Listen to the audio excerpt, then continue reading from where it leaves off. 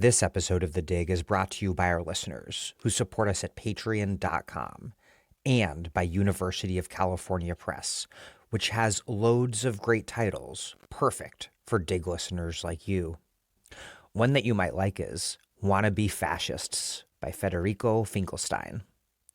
This book offers a precise explanation of why Trumpism and similar movements belong to a new political breed, the wannabe fascists. Drawing on almost 3 decades of research on the histories of fascism and populism around the world, the Wannabe Fascists lays out the 4 pillars of fascism: xenophobia, propaganda, political violence, and, ultimately, dictatorship. Finkelstein explains how and why wannabe fascists like Trump, Bolsonaro, and Modi embrace the first 3 pillars, but don't quite succeed in the 4th. This book stresses the importance of preventing despots from reaching this tipping point and offers a clear warning for what's at stake. Learn more about the wannabe fascists at UCPress.edu.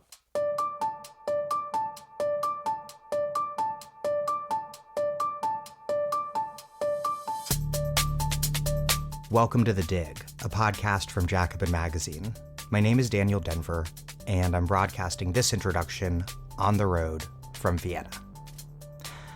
This is the last of our 3-part epilogue to our voluminous series, Thawra, an extensive investigation into 20th century Arab politics with historian Abdel Razzaq Takriti. Thawra is Arabic for revolution. It's a word that contains historical multitudes, diverse political radicalisms and revolts that have swept across Arab lands over the past century. Yes, this is the final installment of our 3-part epilogue to Thawra, and so also the very last Thawra episode of any sort with my dear friend Abdel Razzaq Takriti. In this installment, Abed and I chronicle the Palestinian liberation struggles fight against the Israeli settler state over the last 20 years or so, from Hamas's victory in the 2006 legislative election through the Fatah attempted coup against Hamas, stoked as it was by the U.S. and Israel that followed. We trace the aftermath. Following Hamas's seizure of power in Gaza in response to the failed coup, Israel imposed a brutal blockade. Tremendous force and resources converged on this small territory, packed with 2 million people, overwhelmingly the descendants of the Nakba, whose family members had been chased from their homes in what is now southern Israel. From 2007 on, the Israeli occupation military turned Gaza into an open-air prison, and every few years subjected it to devastating bombing campaigns, killing thousands of people. Israel's blockade and periodic bombardments of Gaza marked an escalation and also a continuation of a long strategy of attempting to partition the Palestinian people into smaller and smaller territorial, social, and political units. The 1948 expulsion of refugees beyond historic Palestine divided them from those who remained within the borders of the settler colonial state, becoming Palestinian citizens of Israel. Then, in 1967, Palestinians of the newly occupied West Bank, Gaza, and East Jerusalem were made into yet another category, distinct from both refugees outside historic Palestine and Palestinian citizens of Israel. Finally, after implementing the so-called disengagement plan in 2005, Israel hewed Gaza off in 2007 and made it into a distinct zone where Israel legitimated the exercise of the most extraordinarily brutal forms of domination and violence in a history of Zionist settler colonialism that is nothing but constant domination and violence. Though the Palestinian Revolution's headquarters moved from Amman to Beirut to Tunis, Gaza is the longtime heart of Palestinian revolutionary politics, the birthplace of Yasser Arafat's father, of Hamas and Islamic Jihad, and the home of the PFLP's Guevara of Gaza. Gaza was then singled out for a specifically severe form of isolation and super-lethal repression. These forms of extreme violence and oppression were made to seem okay to the outside world thanks to an Israeli campaign to single out Gazans for demonization. It was a campaign that built upon, but also went beyond, pre-existing and already extreme forms of anti-Palestinian racism prevalent in Israel and the West. A campaign that made Palestinian, and particularly Gazan, synonymous with terrorist, and that perversely reaffirmed that association precisely through unleashing such extreme forms of violence and repression against the people there. And then came October 7th, as factions led by Hamas burst through and flew over the apartheid wall, enforcing the blockade, and launched an attack that resulted in the killing of more than 1,000 Israeli soldiers and civilians, with roughly 250 Israelis taken hostage into Gaza. What has followed through the present day for more than a year is a genocide against the people of Gaza. We can see Israel's morbid strategy at work. The more Arabs, Palestinians, Gazans they kill, the more normal they want to make it for Israel to kill Arabs, Palestinians, Gazans. The genocide has now expanded into a war on the West Bank, on Hezbollah and on the people of Lebanon, and on the Houthi Yemeni government blockading naval traffic in solidarity with Palestine. Solidarity with Palestinian liberation has always been core to the Arab Revolution against Western colonialism.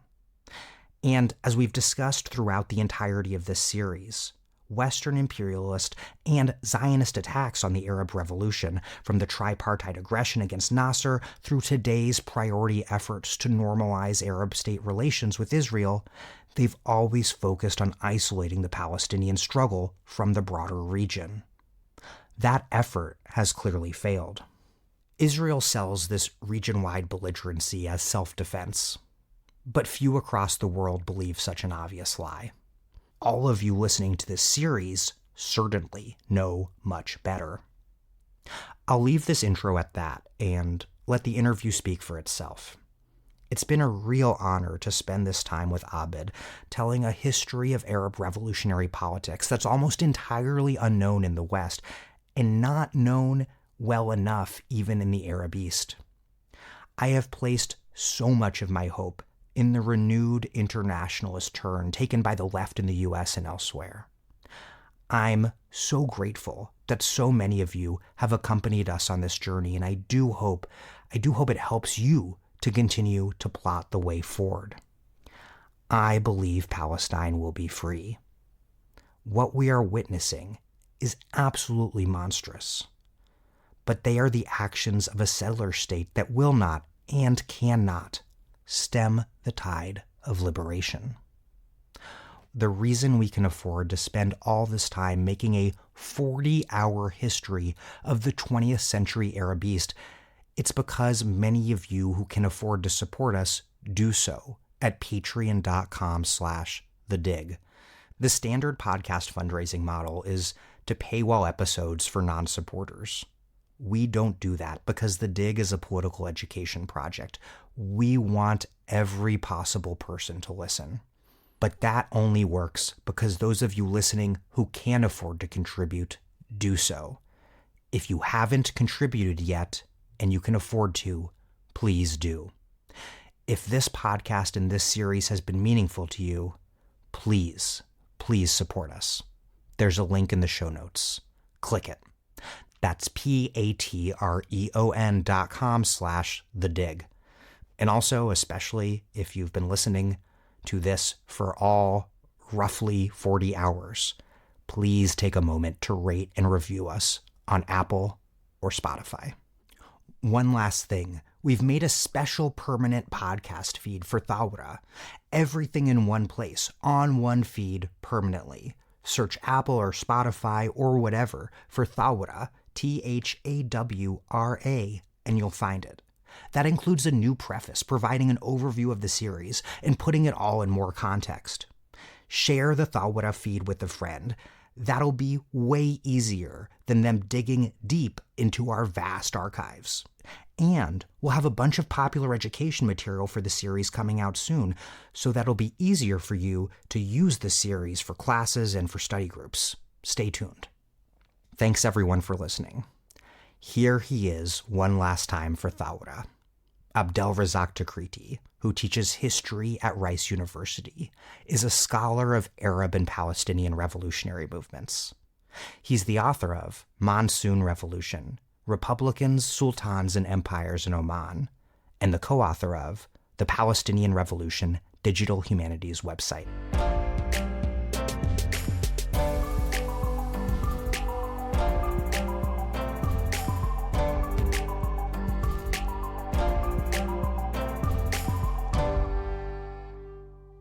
Let's turn back to Palestine. In 2006, Hamas won elections. In response, the U.S. and Israel pushed Fatah to marginalize Hamas and basically to not recognize the elections, which led to a violent conflict, a conflict between the factions that ended with Hamas taking power in Gaza in 2007. What followed, as most listeners who've gotten to this point of Thawra probably know, what followed was an Israeli blockade of Gaza, interspersed over the years with recurrent, brutal military campaigns that Israeli leadership likened to mowing the lawn. Meanwhile, Israel intensified the settlement of the West Bank under increasingly extreme right-wing governments, while the PLO and Fatah had lost all credibility under Palestinian Authority President Mahmoud Abbas, whose security forces cooperate with the Israeli occupation. And yet, the Palestinian people continue their struggles, including, I could cite so many things, but including the remarkable events like the Great March of Return from Gaza in 2018 and 2019, a civilian protest met with an absolutely brutal Israeli military response. Meanwhile, we saw Trump make Arab state normalization with Israel, the so-called Abraham Accords, a top priority, and it very revealingly has remained a top priority under Biden. There is so much here, and we have to cover it really succinctly. Walk us through the end of the Second Intifada to the eve of October 7th. All right. So after the Second Intifada, the Palestinian people were in a crisis. The Second Intifada was supposed to be the Intifada of Al-Aqsa, defending the holy sites. It was supposed to be the Intifada of independence. That's the other name that was given to it. An idea that if Palestinians were not able to achieve independence in the West Bank and Gaza through the so-called peace process, which was a total sham and proved itself, of course, to be a sham, then they will have to engage in resistance, including armed resistance, to be able to achieve that goal. The main theory was, unless you create and inflict significant damage on the Israeli economy and political system, but also unless the Israeli population itself feels part of the pain that the Palestinians were feeling, then there will be no change. That was the basic idea that was promoted by the main Palestinian groups that led the military aspect of the Second Intifada. Of course, there were other aspects. There was a great deal of mobilization going on, and people forget about that. There were protests, and there was a huge spectrum of resistance going on, but the armed aspect of the Second Intifada was stronger than the First Intifada, for example, which tended to rely more on civic mobilization and organization with some armed elements. But the failure of the Second Intifada to achieve that objective meant that you had a serious crisis within the Palestinian body politic. Part of that failure we've discussed before. There was an unfortunate coincidence between 9/11 and the Second Intifada, the war on terror in the Second Intifada. And Sharon was really one of the few actually strategically very intelligent Zionist leaders. There's this myth that they're very smart strategists. Actually, it's not true. There's very few figures in Zionist history that were very good strategists. One of them was Ariel Sharon, even though he's an awful person, of course. In fact, incredibly evil, I would say, and I have no problem using moral language in relation to people like him. But his overall vision, he was the architect of the siege of Beirut and forcing the PLO out of it. And now he was the architect in this period of trying to, again, force any form of organized Palestinian politics into the margins within the occupied territories in the post-Oslo period. So people like him did not have to make the peace process fail, because already it was bound to fail given the nature of all Zionists, especially including labor Zionists, who are using it just as a cover for expansion. So, they had a consensus on that. But Sharon was thinking, you know what, I'm going to do something even more aggressive than that. I'm going to engage in this dialectic of, first of all, provoking major uprising through visiting the Haram with thousands of settlers, through increasing the pressure on the people, and through providing a closed cul-de-sac when it comes to any form of political process. But at the same time, he was like, my main objective is to weaken any form of independent Palestinian leadership, ensure that Palestinian leaderships are fully absorbed into the Israeli security matrix. A lot of people do not understand this point, including in Palestine, that in the Arafat period, this is why when people just accuse Arafat of just being a subcontractor for occupation, that is not true. An aspect of the structures he created was subcontracting, but he had another aspect that was resisting. He was embroiled in both processes in a unique way. That's why his legacy is mixed. And he was struggling with actual dilemmas that confronted him as the leader of a national liberation struggle that was facing repeated enormous defeats thanks to the overwhelming power arrayed against him. Correct. Now, of course, any radical historian will critique individual leadership, the style of engaging with things there, and also, of course, the set of strategic miscalculations that included Oslo itself. But they have to be contextualized, and he cannot be accused of not trying to also have a parallel structure of independent Palestinian political processes going on under the Israelis. There is a key difference with what happened afterward, after he was marginalized. He was marginalized for a reason. There's a reason why the Clintons attacked him, and Barack attacked him, and later on, of course, Sharon ensured that he was isolated and then eventually killed. It had to do with the fact that he had another structure that it was developing at the same time, which was to challenge Israeli authority, and it was actually a structure geared towards developing some military capacity on the part of the Palestinians. Now, he failed. He was not able to get the weapons he wanted. The weapons shipments that he actually sought were caught by the Israelis. He denied ever ordering them, but we all know that he did. All of this. And there's nothing wrong with that, because the Americans are always okay with Israelis getting armed. They send them the weapons. But if Palestinians get armed, God forbid, Arafat wants to have some protection for these people. At the end of the day, he gets assassinated. We can't conclusively prove it, but there's a lot of evidence that he was poisoned. In the meantime, Sharon is carrying out a plan that is geared towards controlling the Palestinian leaderships completely, ensuring a new transition in which the PA, which is this structure that should never have existed. It's an interim structure. The leadership of the Palestinian people technically should be the PLO. The PA is just a division that is created out of the PLO signing agreement with the Israelis. It's not meant to overtake the role of the PLO, but it does at this stage.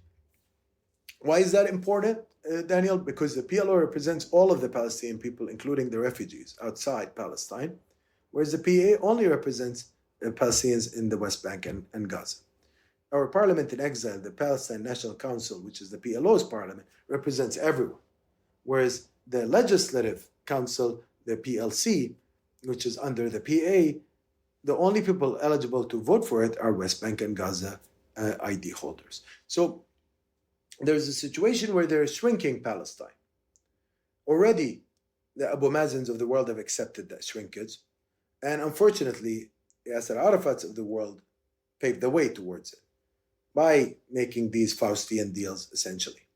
Now, But we reached to a stage where Sharon now is saying, okay, I'm going to ensure that I defeat any project that tries politically to counter the Israeli vision. I need to nip in the bud even this peace process and any prospect of a Palestinian state. And what that means is my main objective will be so-called disengagement from Gaza, which means essentially isolating it and turning it into an open-air prison and dealing with it in terms of the logic of total containment. As for the West Bank, I'm just going to grab land there, left, right, and center.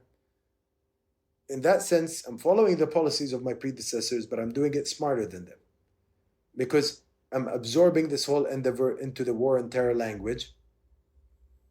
I'm going to turn it into a conversation about Israel's security, not about anything else.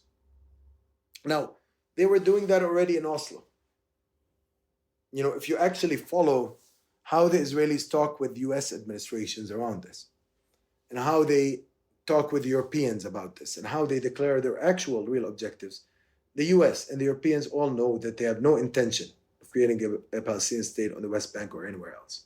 They always say that Israel is strategically very narrow in terms of its territory, and it needs the military depth offered by the West Bank, especially the Jordan Valley, to prevent any land invasion and to prevent any overthrow of its government. Therefore, it has to essentially perpetuate its rule there forever.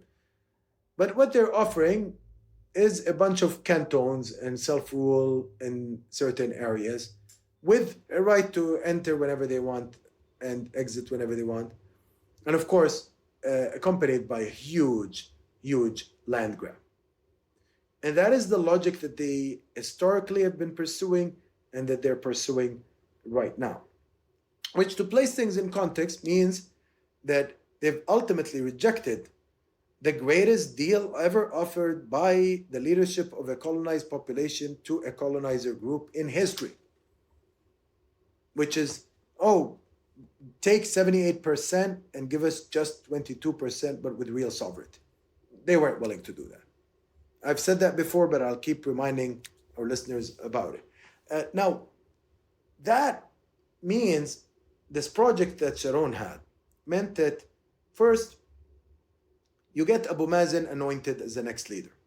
Already Abu Mazen had been working with the Americans and the Israelis before, when he was placed as prime minister under pressure for them under Arafat, and he was meant to create these policies and implement these policies of what they called rationalizing the state, combating corruption, all of that, which was actually had nothing to do with that. These policies were all about narrowing down the amount of maneuvering space that the Palestinians had, the Palestinian leadership had. So it was about making fewer security services, increasing the streamlining process of the cooperation of these security services with the Israelis and their coordination with the Americans, all of that kind of stuff. Now, Abu Ammar was able to outmaneuver him. We talked about this before. Now he comes back as Yasser Arafat gets killed, and he's promoted to the Palestinian populace, to the Palestinian people, as some kind of somebody that will deliver a new era of stability and peace and potentially even independence. Intifadas are very difficult, Daniel, for the Palestinian people to carry through because it's a heavy thing to carry. You're besieged constantly. You're under full mobilization.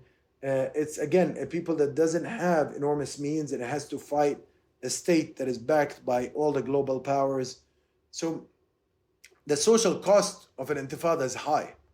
So when people were being given these big promises, Abu Mazen is going to come and save you, they ended up being, okay, let's try it out. So we have this interesting situation where the minute Arafat dies or gets killed, we have enormous outpour of grief, big funeral, despite of all the people's critiques of him. Hundreds of thousands flow into the streets. But at the same time, there is this moment of, okay, maybe this is the time when a new page will be opened so that people can at least breathe a little. Nobody had serious belief that the US or the Israelis will bring an era of real peace or whatever, but at least breathing space was something that people felt it could happen. And that, of course, was not what happened next. So the Abu Mazen era starts with these big promises, Daniel, but of course, everything is frustrated. Israelis have no intention. They expand their settlements. They create a situation that is unbearable. Now, in the meantime, you have elections called for the Legislative Council, and Hamas does really well, really, really well. Even Christian villages in Palestine voted for Hamas in this period. And that was really a vote of no confidence in the failed policies that have been adopted by the Fatah leadership, and a vote of no confidence in the whole Oslo approach. Now, Abu Mazen had basically instituted a set of policies that were geared towards essentially freezing any form of struggle while carrying out what he considered to be state building, which was in fact nothing other than introducing neoliberalism on a mass scale in the West Bank primarily. So you have an expansion in this period of a set of policies that came to be associated with what we call Fayyadism in relation to Salam Fayyad, the prime minister that eventually gets put in place by Abu Mazen. And the whole theory was, if we build a state, the Americans are saying that we're not ready for self-rule. We're going to prove them wrong. We're going to show the Europeans that we can build state structures. And then somehow that's going to solve the problem. They're going to give us a state. And this is part of the theory. The other part was saying, if we bring in greater material prosperity, then people will more likely stay on their land. That was another argument that was used by Fayyadis. What they in fact created was a structure that really undermined the capacity at resistance because they brought in the banks, they brought in loans, they brought in mortgages. There's a huge literature on this. A book that just appeared by a common friend of ours that deals with this neoliberal aspect. You know, Palestine is throwing a party and the whole world is invited. It's by Karim Rabia. What that shows you is you have this process going on, you know, on the one hand, but there's a detachment from the political reality, which is Israelis have no intention of creating a state. This has nothing to do with whether you show yourself to be responsible or not, or whether you create neoliberal forms of development or not, which of course we know does not benefit actually the working classes. It just creates a new elite in any particular space while inflicting relations of debt and dependency on the part of others. Anyways, Palestine politically then is confronted with a major issue. We have Hamas getting elected. They try actually to create a national unity government. And initially people were hopeful. Maybe there will be a national unity government coming out of this. For a minute, the Saudis even play a good role in this. They create the Mecca Accords and Fatah and Hamas have a dialogue. Then the Americans come and crack down. And the EU follows with them. They're like, Hamas are terrorists. You know, this is, again, an organization that decided to leave military struggle after the Second Intifada. You know, Second Intifada did not just end with Abu Ammar's death. It ended with Hamas deciding to stop military operations, okay, including what's referred to in the English language as suicide bombings, or in Arabic as amaliyat istishhadiyya. This situation came from Hamas itself, even though Israel had assassinated its biggest leader and founder, Ahmed Yassin. So they showed an openness to establish a political process.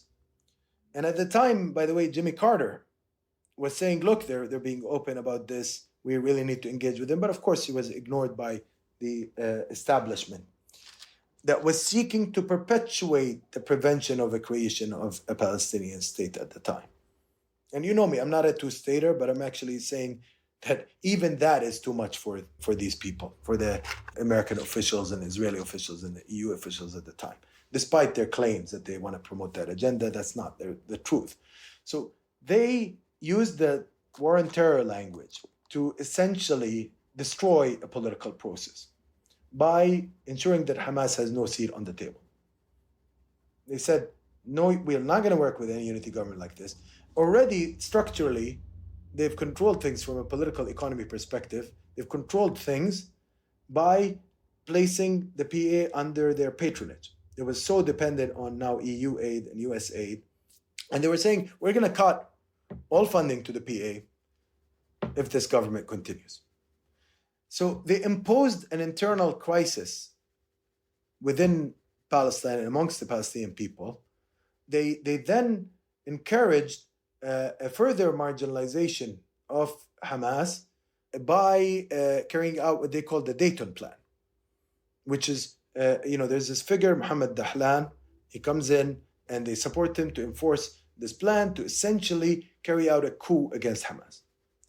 So what Hamas does, it carries out a preemptive coup against this American attempt.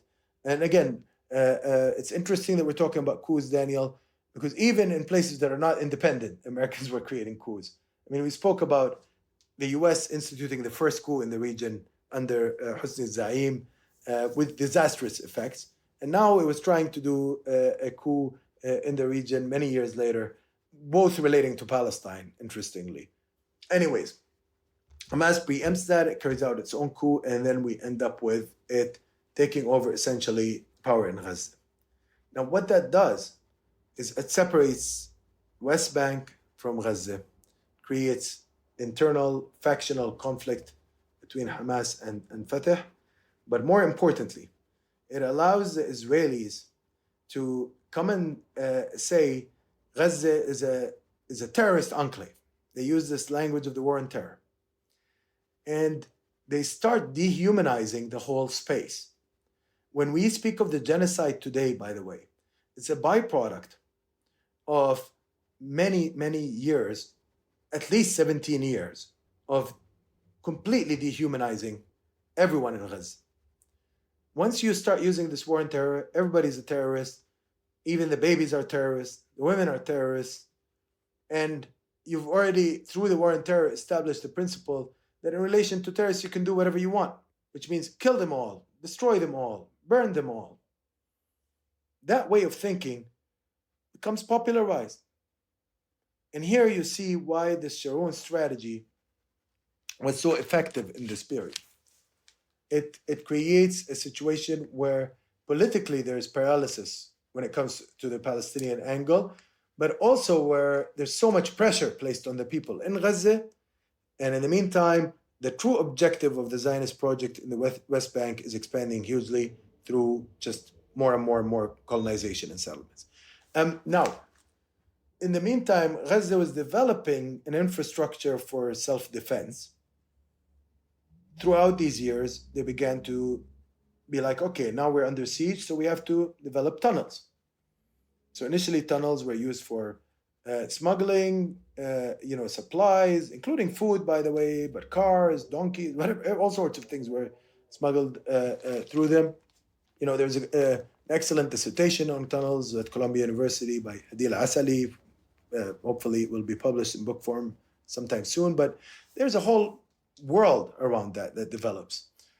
We get also the development of attempts to, again, train fighters, develop capacity to establish better militias and so on the part of Hamas.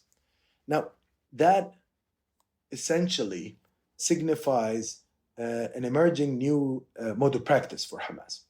They were no longer relying on the sort of tactics that had been developed by other movements worldwide, including the IRA, for example, and other movements that were, for example, relying on bombings in cities and civil areas. Here now they were thinking more in terms of adopting strategies that entailed strengthening their own ability to project power, developing missiles, developing AI solutions, other solutions that had technological developments in them, while at the same time having better supply lines and storage lines. The Israelis adopted mowing the lawn that you referred to say, okay, in order to suppress that and weaken their capacity, every once in a while we'll attack. And that way we can keep the siege going, but also we can drain whatever capacity building they engage with in the moments in between different major crises. And terrorize the population by killing a few thousand people. Every time you kill 2,000-3,000, each time, and you injure, of course, tens of thousands, and then you move on to the next phase after a few years. You go into negotiations, and then you move on to the next phase. At some point, Hamas was trying to think about how to break that cycle, and that's where the Great March of Return develops. There were different groups in Gaza. Of course, it was a broader mobilization than just Hamas, but Hamas did participate in that. Their idea was like, okay, so we've tried different methods. A lot of them used armed struggle. How about now we do the biggest civic mobilization ever? And just put everybody on the border, say we are refugees. We come from these areas that are just behind this fence. Open the land for us, allow us to return. And let's stop the siege. Okay. Of course, there had been attempts to break the siege before. You remember the Mavi Marmara, attempts to send boats. There were solidarity movements that tried to do that. Israelis went in and massacred the solidarity people on that ship. And of course, because they're above international law and above the law, they escaped without punishment. There were multiple attempts. With Great March of Return, they decide we're going to kill a lot of people. We're going to wound a lot of people. They were shooting people in the legs. They were shooting people. They were causing long-term disabilities. Why is this interesting when we're talking about the run-up to October 7th, Daniel? All the regions that were border regions between Gaza and the neighboring Israeli colonies, those regions had suffered heavy casualties over the course of these attacks. They had suffered more than 6,000 killed during that decade of constant attacks, and they had suffered more than 100,000 injuries in that period. So, the estimates vary. There's estimates that are bigger, there's estimates that are slightly lower, but the total numbers were huge. And that meant that this is an area where there's a lot of anger against the colonies nearby, against the Israeli army and its violence, and against everything that was going on. There's been years of siege, years of economic de-development, to use Sarah Roy's apt term in relation to Gaza. And all of that accumulation explodes in October 7th.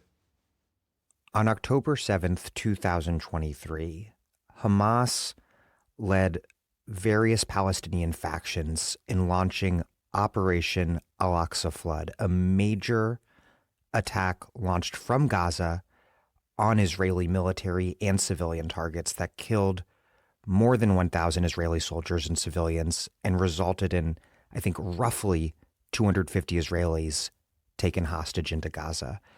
The Israeli response, of course, has been the unspeakably horrific genocide that continues to unfold as we speak, every single minute that we've been recording Thawra, even now, nearly a year later. And we'll talk about the genocide in a moment. But first, I want to discuss this military operation. How should we think about Aqsa Flood? I feel like it's almost impossible to have a substantial discussion about this because of, on the one hand, the demonization of all Palestinian violence, but also because of the violence committed against Israeli civilians, even as that violence was nothing like the atrocity propaganda that we saw cooked up by Israel and its friends in the U.S. government and media. How should we analyze October 7th in terms of both the historical forces that brought it about, and then in terms of how it actually played out and what it meant in Palestine and for Israel, and also, of course, for the region and the world?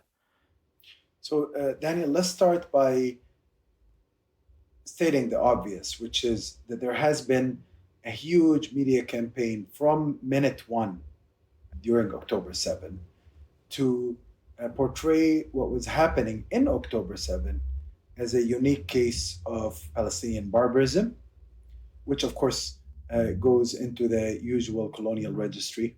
Beheaded babies, raped women, all of that, which of course later on we found out that there's no evidence to any of that. And in fact, these were made-up stories created by Israeli propagandists, including from the settler movement.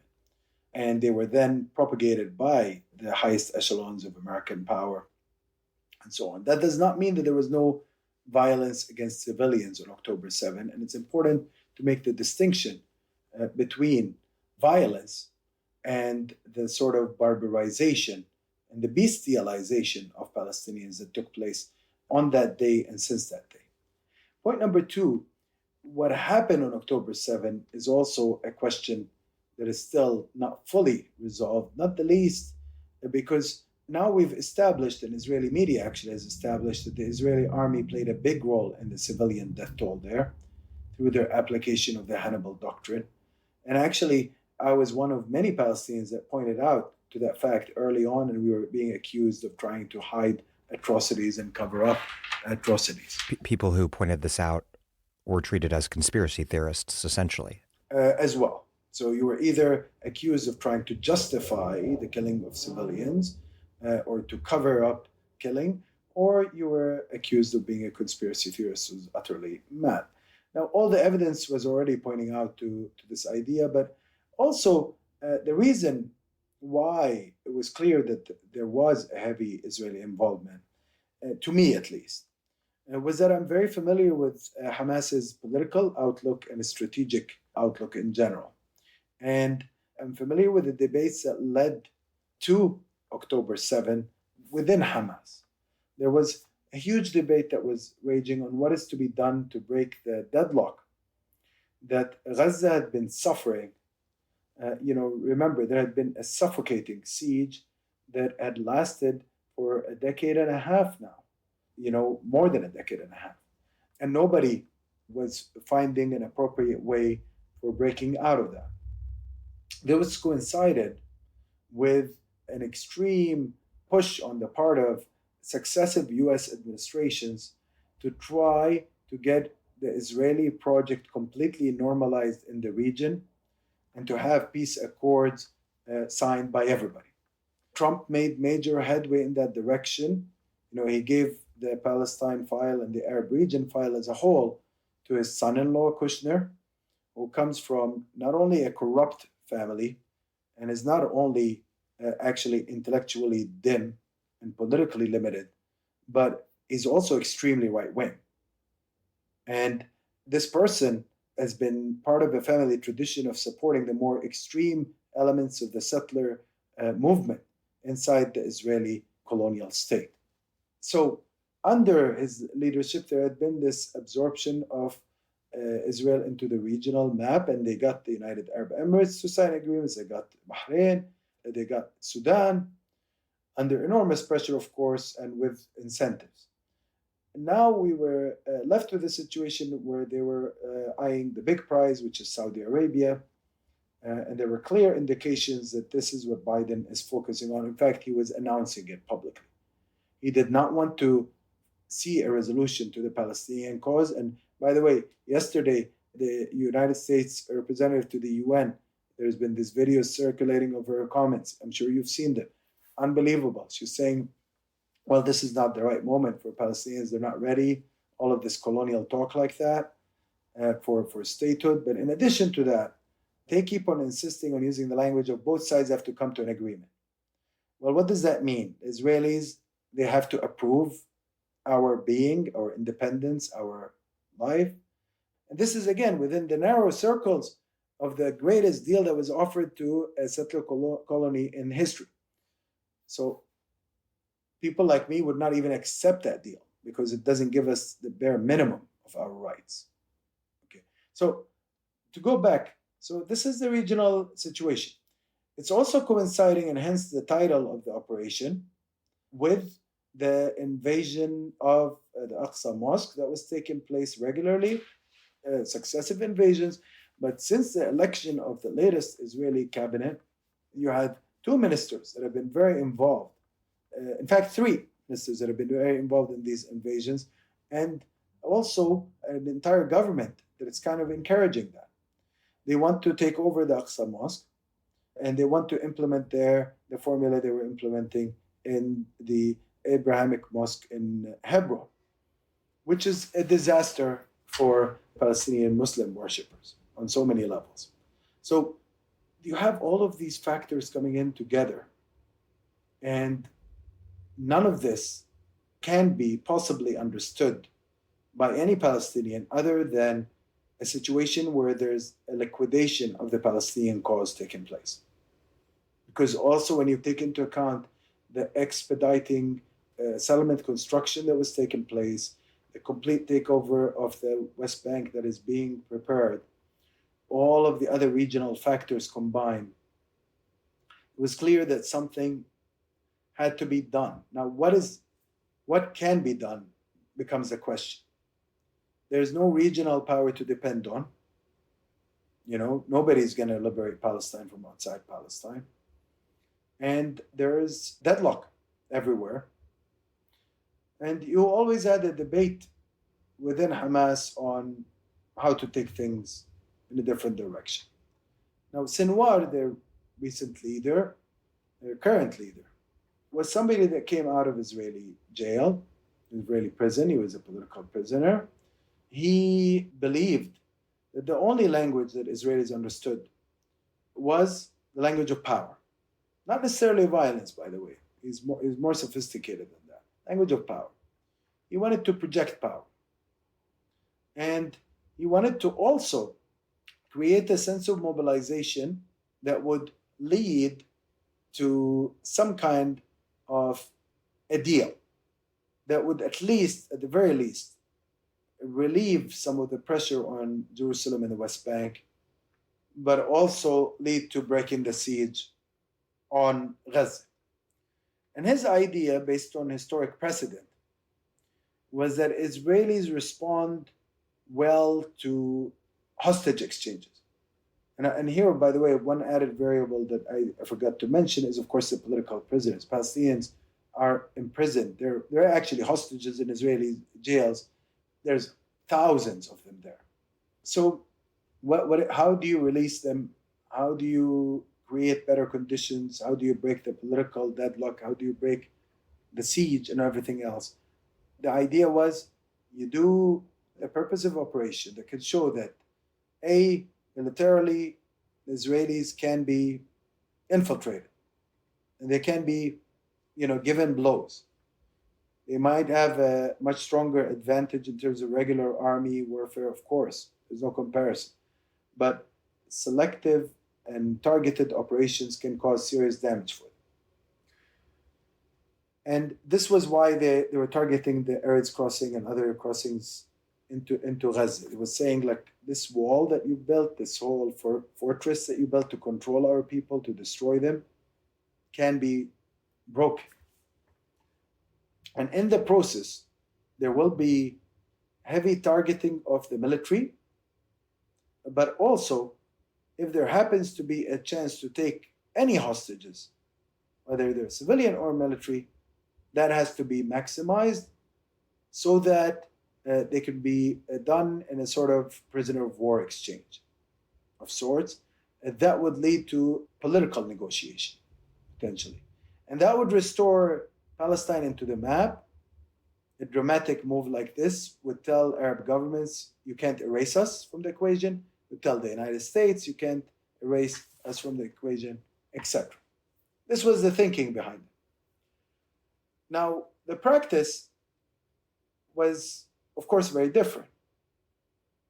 I don't think that Sinwar or anybody else would have predicted that the Israelis would have decided to implement the Hannibal doctrine on this scale, which is the doctrine that says if you have any situation where Israelis are taken prisoner, then you kill everybody, including the prisoners. And we saw this in multiple kibbutzes and elsewhere. I don't think they could have predicted that there would have been a lack of, let's say, discipline when it came to crossing the borders from Gaza on the part of the people in the areas neighboring those territories that surround Gaza. And these areas, I've mentioned before, had been brutalized by the Israeli state for a long time. There's personal vendettas to be had. There are people that have lost many relatives, people that have lost legs and limbs, and it's a horrible world there. They've been experiencing October 7s of much bigger magnitude for much longer time. So when Israelis come now and say, "Oh, we're traumatized," well, you know what? The Palestinians are much more traumatized, and especially those border areas in Gaza in the north. So it would have been difficult to predict what kind of situation would happen there. Okay, and it would be difficult to predict what sort of reactions will be taken by the Israeli military, even without the Hannibal Doctrine. Places like that music festival elsewhere, there was a unit placed there. People tell you, "Oh, it's just a happy festival for peace." Well, it's actually next to like a big base, but it's also next to the world's biggest prison, Gaza. There was an exchange of fire that took place there. And then later on, of course, the activation of the Hannibal Doctrine, helicopters bombing cars, all of that did happen. Okay, so all of this combined, what it indicates is that you had a set of objectives that were based on a certain calculation around predictable scenarios from the past that did not work quite the way it was intended in the present. There was no way that also Sinwar would have been able to predict that the US response would be to authorize a full genocide. And I don't think any of us would have imagined it on this scale. There are people that will tell you, yeah, we've always known the Israelis are violent, that the Americans are violent, it should have been thought of that way. Actually, this is teleological. I mean, the amount of authorization that took place against the whole world on the part of the US is astonishing. So this is to put things in context. Can you have a rational conversation like this? Let's think of Hamas as having a plan, for example, or having political objectives, or basing their policy on scenarios from the past, as opposed to just being barbarian forces just out there to suck the blood of Israelis. I mean, that's the portrayal they want us. They want us to restrict the conversation in that they're a terrorist. They don't think about anything other than killing people and killing them in the most grotesque ways possible. Now, ironically, that's actually what's happening on the part of the genociders. There are unbelievable atrocities taking place as a result of the complete dehumanization and bestialization of the Palestinian people on their part.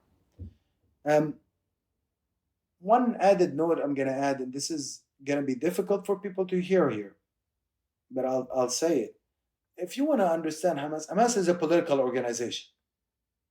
If you want to understand it, go read their documents. They're available. Their actual charter, people keep referring to the 88 charter, taking it out of context also. It's not a charter somehow produced by oppressed people who've gone to jail, who've lost relatives, who've lost, no, it just came out of the blue, and it's describing Israelis in negative ways and wants to kill them out of the blue. But actually, even that is not advocating death for the sake of death. As for 2017, it was a much more sophisticated document which supersedes that charter. Nobody's talking about it. Articulates political demands. It says clearly that Hamas is not targeting Jews. It does not want to target Jews, and that what it intends is a political future that includes Jews.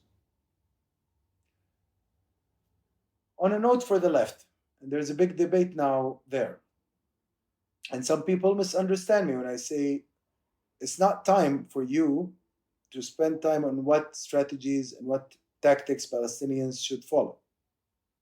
I've said that, I'll continue to say it. We've had a long history of strategies and tactics implemented. And we've had many different parties, including Marxist ones, on the political scene. People will attack you saying, no, why aren't you critiquing Hamas, and so on and so forth. That's not the point. I have fundamental ideological differences with Hamas and the Muslim Brotherhood as a whole. We don't come from the same tradition. I don't base my worldview on religion to begin with, okay? However, if you're asking me to say that they don't have anti-colonial objectives, then I'm not going to say that because that's wrong. There will be major disagreements on pretty much the whole worldview, and the left will have that. But what we cannot also participate in is this demonization that's designed to facilitate genocide. And what we cannot participate in is a sort of almost a patronizing colonial discussion that assumes that Palestinians aren't having these conversations internally about Hamas and every other faction on the scene, except that they have actually this conversation based on much more knowledge. I'll be very honest with you, Daniel. I haven't seen much knowledge about Hamas or Palestinian political formations as a whole in the Western scene. There aren't even good books on that. Hardly. Few ones out there. You know, the most of the books are war and terror books. The good books on Palestinian organizations, 3, 4, 5, there's hardly any information. People are making determinations based on total derivative sources, and they're not probing deeply enough into this. So we must have always conversations and sober conversations. But the number one conversation now is to stop the genocide. It's hard to know what to say about the Gaza genocide in such little time. And the genocide is, of course, why we decided to make Thawra in the first place. So I guess I'll ask this. How should we think about this genocide that Israel's committing in terms of how it fits into the histories we've been detailing here? How does the genocide fit into the longer history of Zionist settler colonialism, apartheid, and ethnic cleansing, and of Palestinian resistance to that project? Why, at this moment, just over a century after the Balfour Declaration, why was it genocide that becomes Israel's move after so much brutal violence? Why do we have this unprecedented, totally eliminationist move from Israel? Because they can get away with it, Daniel. And they figured out that they can get away with it. So that's number one. The Zionists always test the waters. They'll see how far the West will go with them, and they'll see what is the limit of acceptable action, and they'll reach the limit and they'll try to stretch it. And what they've found out now, the lesson they've learned, is we can actually get away with the total killing of the Palestinian people, starting with Gaza, but potentially elsewhere. We can actually work towards eradicating these people using Western money and weapons, particularly American money and weapons, and diplomatic cover, and nobody will say a word. There won't be any major repercussions. We'll come out even as heroes and victims. We'll get standing ovations in American elected spaces, Congress and Senate. Point number two, Zionism always has to be understood as a colonial continuum, as part of a colonial continuum. You know, and it is, to go back to that old saying by Patrick Wolf, colonialism is a structure, not an event. And I think he's right on that. You know, you can't understand it as an event or even a series of events. It's a structure. It has a logic to it. In Palestine, the eliminationist logic was always there in Zionism. There were other logics in operation too, by the way. And this is the bit that where I think we have to have a more nuanced position than Wolf's and others. There's that particular form of settler colonialism has an element of, actually, I'll copy the title of Chaim Weizmann, the founder of that. The title of his biography is Trial and Error. They have a bit of trial and error going on. So elimination is part of what they do when they can. Ethnic cleansing is part of what they do when they can. But of course, structurally, the ideal scenario is elimination. If they can get away with having no Palestinians there, either through elimination or ethnic cleansing, that would be the best scenario for them. because the goal of Zionism is the biggest amount of territory possible with the least amount of Palestinian Arabs on it and the maximum number of Jews on it. This is their objective, pure and simple. There have been moments in Zionist thinking where some people were saying, well, we should place ourselves within certain limits because that will be more acceptable to the international community, make us look better. But also it could normalize our situation. And we can do some form of apartheid instead. Yeah, so either you do, the ones that thought of themselves as liberals would have said they don't even want that. They just want a small independent Palestinian state on a tiny portion of the territory. And then they can feel good about themselves as great humanitarians who give the Palestinians something. The majority, actually, within those circles were opting for an apartheid model. And then you had another current, which is the current that's currently in power. And that one wants to take things even further. They're like, no, when we can drive them out, we will. When we can kill them all, we will. By the way, all three currents are based on a diminished notion of Palestinian humanity. And in the case of the third one, it's non-existent as far as they're concerned. We're fair game. Our lives are fair game. They can do whatever they want with it. In fact, some of them think they have an injunction to kill as many as possible using Amalek, including the prime minister. These people, Daniel, have, if you look at the portfolios of the people in the Israeli cabinet now, and of course they represent the majority of the Zionist movement, to be honest with you. Look at Yoav Gallant. He's named after Operation Yoav, which led to the ethnic cleansing of the whole of the south of Palestine, the areas south of Hebron, east of Gaza, these areas. These people are proud of the record of ethnic cleansing. The Israeli school system is geared towards that. The Israeli university system encourages that. The whole of society is militarized. This is not some random difference of opinion between people with this. All of them are in agreement because all of them are socialized that way. There's a great film, actually, an old film, but I encourage people to watch it, by a radical Israeli filmmaker that is absolutely brilliant. It's called Yizkor. That film tracks the indoctrination in the school system, how it's all designed towards entering the military and viewing the whole society as some kind of collective Masada standing in the face of these barbarians around it. The amount of stuff that is happening at the moment ideologically there, but also a complete, sometimes people refer to it as a shift to the right. I don't think it's a shift to the right. I think it's actually settler colonialism reaching a certain more intense stage. This happened, we saw this in Algeria before with the PNR, that at certain points they were given very good deals by the native population. Like the Algerian national movement at some point was saying, just give us French passport. And they wouldn't do it. They get so arrogant. The hubris becomes so extreme. They think they can treat the native with complete disregard.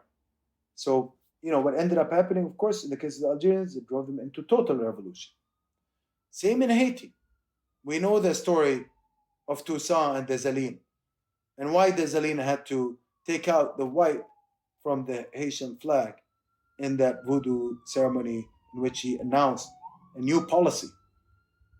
We know why he had to implement a policy that was not seeking anything less than total revolution in relation to the oppressive slave owners in Haiti. All of this is now playing out in Palestine. The settler always takes an extreme position, and the eradication of native political life is definitely just the first step towards that. It can then later on take forms where they try to actually eradicate life itself. I don't think it's going to work, Daniel, by the way. there are very profound differences between Palestine and places where elimination actually worked. In Afro-Asian settings, elimination has not been as successful by the colonial powers because they were not able to do a project of overwhelming people demographically in the same way. But they're trying now. They're doing it in sectional terms. They're eliminating sections of the Palestinian people now. So Gaza now, we're at over 10%, depending on the statistical estimates that you follow. So the Lancet estimates just under 200,000. If you follow, there's been now the head of public health at Edinburgh has now updated that estimate to the end of the year. We're hitting more than 300,000 now. If you take into account the death by disease, which of course in settler colonial settings, that's usually actually the most common way of eradicating a society and eliminating it. So we're heading into that direction. But there's also the elimination of institutions, of hospitals, of schools, of urban structures. And I recommend that our listeners Google an article that was published very early on during the genocide by Giora Island, who had been advocating, by the way, the genocide policy for a long time. He was the national security head under Sharon, and he fought with Sharon because he thought Sharon was too soft, if you can believe it. He's been advocating complete removal of Gaza's population into Sinai, into other places for a long time. He wrote an article in Ynet News that was basically laying out the plan for this genocide. Everything he said was happening. And we knew it early on that people like him, now their theories are becoming dominant and they're gonna be put into practice. Remarkably, a Pew survey I saw a few months ago, it found that just 4% of Israeli Jews believed that the Israeli military had gone too far in Gaza. Not exactly surveying people on the most sort of strident critiques, just too far, 4%. Yeah, and more than 43% believe that Palestinian political prisoners should be raped. They advocate sexual violence. None of them care about the fact that the bulk of the deaths are children. They don't give a damn about the femicide that is going on there, the death to Palestinian women that's going on, and elderly people, and not to mention, of course, the men. And I mean, but at a deeper level, this is a byproduct of a broader pattern in the way we view war, Daniel, globally. I mean, war is seen under the current conceptualization and under the current legal order as legitimate only within the parameters that were set by this international system, which favors imperial powers and dominant states. My mentor, Professor Carmen Abulsi, at Oxford University, she's now retired, but she's an incredible scholar of the laws of war. She basically tracked the emergence of this. And she said there's always been like three different traditions of war. One was that of those that want to eliminate weaker peoples. It's the empires unleashed, and that can be expressed in, you can call it a martialist tradition. And you have a second one, which is one predominating now, drawing on the theories of people like Grotius and others, the Grotian tradition. It's about basically creating a balance between imperial powers. But it still focuses on formal armies as having rights to fight. There is a regulation of the fighting there, but it's seen also as legitimate. To be a soldier in uniform is legitimate, which means that you have to be a soldier of a state.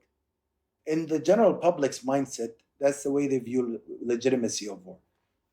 But there's always been a third tradition, a Republican one that came out of liberation movements and that was theorized by people like Rousseau and Kosciuszko and others. Of course, all the great third world leaders, which emphasized popular sovereignty and emphasized the armies of liberation as opposed to the armies of states and empires as legitimate. Unfortunately, since the war on terror, a lot of the gains that were made by national liberation movements in explaining that to the world have disappeared. And now we live in a world where, again, you can have a whole operation like the Israeli military in which American citizens donate material to, and nobody says a word. And you have a Palestinian population that is expected to stay silent, stay oppressed, do nothing, as it is being genocided and killed and eliminated, okay, and all in the name of what? Security for the settler colonists. We also have to place this genocide into the longer history that we detailed in Thawra, a history of an era when so many political forces tried to unite the Arab East against Western imperialism and Zionism. It's absolutely breathtaking how different things are now than just half a century ago. Egypt, the country once ruled by Nasser, is today actively complicit in a Zionist genocide right next door in Gaza. And Syria and Iraq are wrecked. Yes, I mean, the destruction of the Arab state system and the Arab security system, its total collapse under the weight of this imperial onslaught, is definitely what facilitated the Gaza genocide.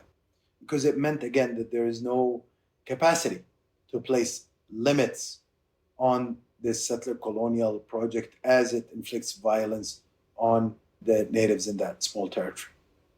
And this is quite incredible, Daniel, because it's years and years and years of American imperial wars and intervention that resulted in this. It's also the nightmare scenario that Arab movements, political movements, were fighting against in the early years of independence.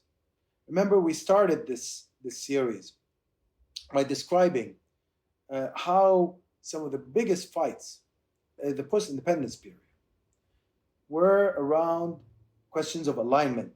Alignment means, are you going to be a lackey? Are you going to be a follower? Are you going to be a poodle in the service of a much bigger power like the United States? Which means that you're expected to stay silent and be inactive when it chooses to impose a certain policy. That was a big battle. The Baghdad Pact was the biggest example of that. The battle over the Baghdad Pact, the battle over military treaties that were imposed by Britain on all of these states that were seeking to gain independence, the battle against the idea of limiting independence through economic and military and political agreements with powers that are far more capable of imposing their will on you than one could imagine. So there had always been a strong attempt to resist that. And that attempt for a while achieved huge gains. Even the Gulf region did not have American military bases for a couple of decades after British withdrawal. There was a very limited American presence. They did have some bases, but not many. Why? Because there had been this wave that came in and established the principle that this will affect your legitimacy as a regime if you start getting too close to the imperial agenda. Unfortunately, this decayed over the years. All of the efforts that were put by Nasser, Qasem, others, efforts that focused on questions of sovereignty, although they initially came into fruition, they eventually were reversed. Sometimes through direct invasions and wars and regime change, and sometimes through enticements and as a result of ideological changes internally within the states that in question, like Egypt, for example, under Saddam. And all of this meant that this reformulated regional map is not well equipped to deal with something like us. Now, I'll tell you something. No Arab state wants this. Take Jordan, for example. It's very close to the West. It's very close to the Americans. It's not happy with what's going on, though. It has major implications for the state itself, for their ruling family, and could be disastrous for them. But in addition to that, they're also human beings and they live in the region. They see this. Nobody can be happy with this. It's unbelievable. In the West, by the way, even socialists and progressives are not subjected to the same images. They don't see what's going on in the same way. If you're in the Arab world, you see it. It's broadcast live 24/7. You know what's going on. So it's very painful. But even in a place like Jordan, at the moment, they're enforcing, of course, complete control over the border, i.e., they're protecting Israel's eastern front completely. Egypt is having its own sovereignty violated. This Israeli control of these border crosses is against peace agreements with Egypt. It's breaking every tenet of Egyptian sovereignty. It's threatening Egyptian national security, and still they're not moving. Why? Those states are tied to the US. If they challenge this policy in any substantial way, they will lose income, at the very least, income that's important for the military. Most of the income, by the way, in those states is targeted towards the military. The US support goes straight to the military, which means that it goes to the institution that is most important for the perpetuation of the existing ruling order in each one of these states. Secondly, they will be subjected to regional pressures from other US states, the US dominated states. Much of their financing and the capital they derive comes from Gulf capital, which is tied to this overall structure. And the increasing power of Gulf capital is a well-studied theme in the literature. My good friend Adam Hani has written about it. There's enormous amounts of literature on it, and its implications are huge. You see the situation where even within the Gulf states, they're also under pressure. They have a social base that does not like the genocide. They even have royal family members that are not happy with the genocide in a place like Saudi Arabia. Don't think that everyone is cheering. But there's this general American formula that has been imposed, which says, put Palestine on the side, don't focus on that. It's an issue that's way above your rank. You don't get to talk about issues like this. This is for our congressmen and senators and political establishment. That's where the decisions are made. And unfortunately, the decision has always been to facilitate and implement this project. So this American control over the region is a prerequisite for the genocide. Without it, would it not have happened? It could not have happened. I want to talk about the centrality of Palestine over time and also today, regionally and internationally. What we saw half a century ago and what we're still seeing today is, on the one hand, that reactionary and imperialist forces want to isolate Palestine and liquidate the Palestinian cause, while radical forces, liberatory forces, insist that Palestinian freedom is in fact a central question for the region and also for the world. Why was the Palestinian question so central in the way that it was for this whole history we told? And then why does it remain so today, even as the politics of the world and the region have changed so dramatically? In the region, of course, in terms of the focus of our work here, as we've described many times, the religiously oriented axis of resistance, it's eclipsed this era dominated by groups that were secular, nationalist, often socialist. And yet, constantly, the Palestinian struggle remains central for progressive forces, and its liquidation remains a top priority for imperialists and reactionaries everywhere.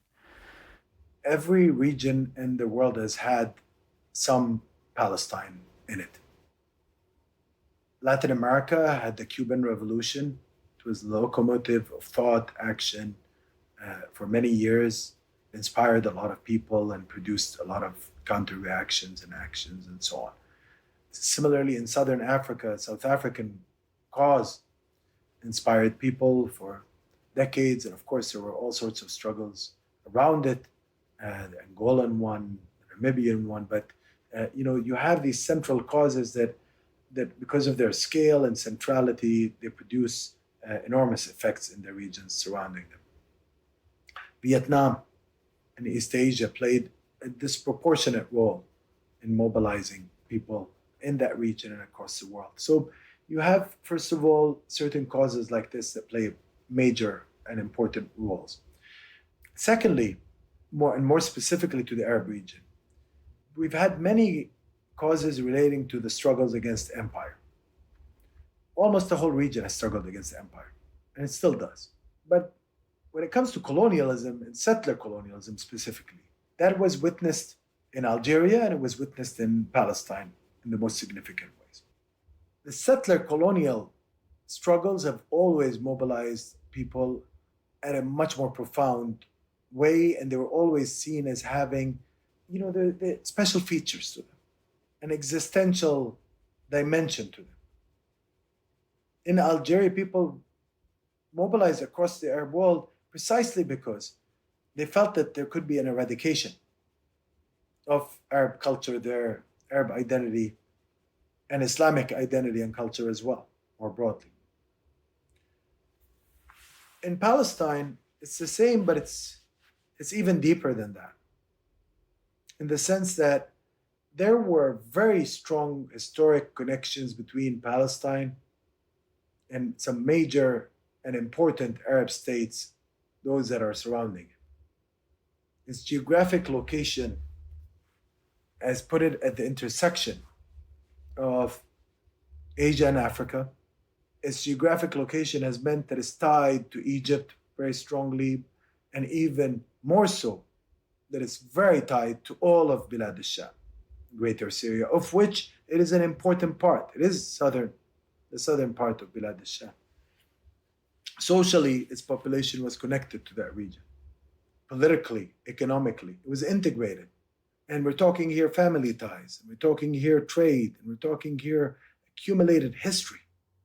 There's also a history of migration to other parts of the Arab world. Palestinians played a big role in building the current Gulf states.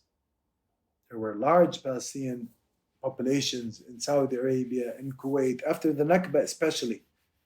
The dispersal of the Palestinian people meant that their experience and the horrors that they went through were replayed through this dispersion. There is another important issue when it comes to looking at it on the Arab level. By the way, there's the Arab level, there's the Islamic level, there's the global level. All of them are important here. And there's the Afro-Asian level as well. So another important dimension when it came to the Arab level is this was a cause in which different Arab states had to fight organized wars. There is no cause that has involved as many wars involving Arab states. And why is that the case, Daniel? Because the imperial powers, by creating a settler colony in the middle of this Arab region, they destabilized the whole region. They forced basically the involvement of everyone. There were volunteers in the 1936 revolt in Palestine that were sent. There were volunteers, but also formal armies that entered in 48. Israelis then attacked in 56, and there was 67, and there was 73, and there was the invasion of Beirut in 82, and then there was the occupation of southern Lebanon, and the occupation of the Golan, occupation of Sinai, occupation of Jordanian territory. This involved everyone. So this is all very central. It affected the history of development in the region. Imagine all the resources that went into fighting the setting up of the settler colony and defending against its aggression regionally. So all of this has to be taken into account on the Arab level. Now, on the Islamic level, there's a religious significance. It's also on the Christian level, there's a religious significance. But on the Islamic level, it's very clear that this is a holy land, has major Islamic sites. It has always been important for Muslims in Pakistan, in India, in Indonesia, in Malaysia, across the world, in Nigeria. So it has big implications globally. And in the same way that you had Christian Zionists, for example, supporting the colonization of Palestine. You also had Christian denominations that were very concerned about it because they saw it also as a threat to Christian life, which had been well protected in the years before and had, the Christian sites, they exist there. They've always existed there. Churches there are very powerful. They have enormous amounts of land. It's all under threat by this project now. So this religious significance always means that Palestine will be on the map, and we should never forget it. It's part of both the colonizer equation and the equation on the part of the colonized. Sometimes the left, by the way, dismisses this, does not think enough about it. I really think people should focus on it because this dimension makes it different than your typical also settler colonial case. Palestine is extremely important for Islam, for Christianity, and for Judaism. It is not a religious conflict, but some of the mobilizational ideologies that could be used in relation to it can take religious forms and do. Then you have, furthermore, the global impact. The Afro-Asian dimension to this is essential, and this has to do with the Palestinian people's struggle. This is a people that has been in struggle for over 100 years now. And over the course of these 100 years, it has built intimate connections with liberation movements across the world. And this is a process of accumulation, Daniel. It doesn't just happen in a day and night. For struggle to become prominent, people need to know about it, learn about it, engage with it, interact with it, and then develop linkages with it. And it's a two-way process. But with time, during the period of British occupation, Palestine was able to build a bunch of linkages in the Arab arena, in the Muslim arena, international arena. Those linkages expanded in the high age of anti-colonialism, partly with the help of Arab revolutionary states like Egypt and Algeria, but actually also through a system of sisterhood with other national liberation movements that were active at the time. So we had a very strong set of relations between the PLO and the ANC, for example. And that had to do with fighting in the UN over certain laws, changing the laws of war. It had to do with developing solidarity structures. There were strong linkages with Zimbabwe. There were strong linkages with Nicaragua and the Sandinistas. It's all these Palestinian pilots that flew the Sandinista helicopters in Nicaragua. They didn't have enough. There were so many different linkages with other liberation struggles across the world, Cuba, Angola, the list goes on. All of that meant that you had years of investment in building these relationships. And they were all based on a certain way of viewing the world, which is this idea of unity in struggle. And I want to emphasize this idea, and I think here I'm going to draw on the wonderful Robin Kelly here. Because Robin, he was actually, it's in a commentary in The Guardian on the website that I produced with Karma over the Palestinian Revolution. He said he's trying to grapple with this, how did we move in the world of solidarity from a conception based on the unity and struggle to one based on victimhood. And to be honest with you, if you really want to understand Palestine, if you really want to be in solidarity with Palestine, or with any other cause of national liberation, the idea of unity and struggle is so much more powerful than this notion that, we identify in terms of commonality of victimhood. So this was a very powerful idea. It united people. There were solidarity movements. There was a system, a global system for understanding, conceptualizing, and practicing solidarity that came out of the national liberation movement world. And Palestine was central to it. Now, in the new era, Palestine is gaining a new centrality in the West. This is a different process than that happened in Afro-Asian settings and in tricontinental settings. Because in the West, it's not a world where anti-colonialism is automatically validated, quite the opposite. So it's difficult to explain the Palestinian cause. And also, the West was usually the place where there was a heavy investment in supporting settler colonialism in Palestine, ideological, material, etc. But there was no way to keep Palestine hidden in the West. Palestine affects different sectors of the West in substantial ways. It affects progressives in the West who know that Western imperialism has been focused on the Middle East for a long time now and has been focused particularly on Palestine. So there's a level of complicity in what's going on there between the governments of citizens, here in this country especially, in the United States. The complicity is unbelievable. It's not just complicity, it's more than that. It's actual complete backing and support. So in this setting, a cause like this, when you know that your tax dollars are going towards an elimination of a people, of course it's going to be important. Jewish communities are important because for the longest time, Zionists had kind of achieved a certain level of hegemony within North American Jewish communities. That was not historically the case, by the way. It took them a long time to do that. And it's really a post-World War II phenomena, this full hegemony. But since they've achieved that hegemony, they've been speaking in the name of all Jews to justify these crimes. And nowadays, these younger generations are rejecting that. They're saying, well, wait a second, this doesn't accord actually with the overall values that most Jews grew up with. You know, it certainly does not accord with the visions of young people today who want to live in a world where there's freedom and liberation and do not want to have oppression practiced in their name. That's the change that's happening. It's mobilizing new sectors towards the Palestinian cause, and we're seeing it growing.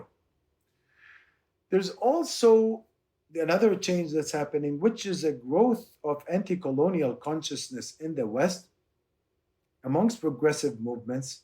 And here, this is a result of the hard work by Native Americans for many years, by African American movements for many years, and by different Latinx communities for many years that have alerted the United States population to the realities of colonialism that have affected their homelands and that have affected their communities for centuries. Without that anti-colonial consciousness, you can't translate or explain something like Palestine. You will never convince a racist that this is a just cause. But you can convince an audience that has become to understand that colonialism is not a good thing. That, look, what's happening in Palestine is wrong. And we're seeing the growth of this movement. And I think that it's only going to grow with time, especially because we have an additional factor, which is there's more Palestinians now than ever in places like the United States and Europe. There are more Arab communities. There are more Muslim communities. There are more communities from Africa and Asia and Latin America that come with very different ideas about what Palestine is and what the future there should look like. I'm Naomi Klein, and you're listening to The Dig, my go-to podcast for the most thoughtful, in-depth conversation on the left. It's an incredible place to be exposed to new ideas and new writing, and if you can, please become a sustaining supporter at Patreon.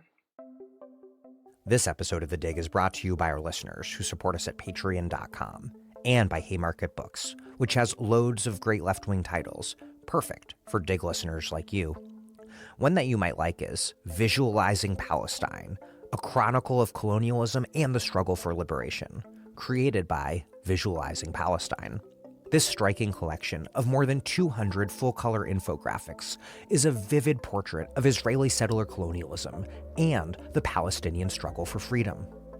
As a new generation of movement builders seek to understand Israel's brutal, illegal occupation of Palestine, Visualizing Palestine's vivid and informative graphics reveal deep truths about the decades-long Palestinian struggle for freedom. As Noura Erakat puts it, Visualizing Palestine has captured nearly a century of Palestinian knowledge production in a series of striking visuals to further emphasize just how uncomplicated oppression is. The only controversy is whether this oppression should be accepted. Find Visualizing Palestine at haymarketbooks.org, where all hardcover books are 10% off every day. We should connect the struggle in Palestine to the larger world of Arab and regional politics, a story we've been telling for pretty much this entire series. Since October 7th, we've seen the Houthis in Yemen, Ansar Allah, and Hezbollah in Lebanon, both part of the Iran-backed axis of resistance. We've seen them open up solidarity fronts against Israel, demanding an end to the genocide in Gaza.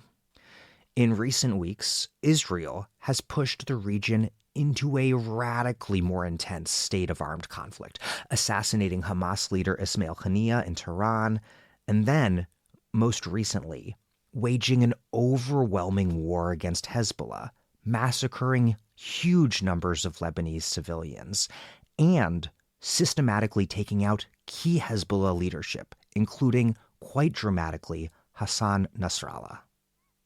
Finally, this prompted a carefully calibrated, highly restrained second Iranian missile attack on Israel. Who knows what's happened since we are recording these words?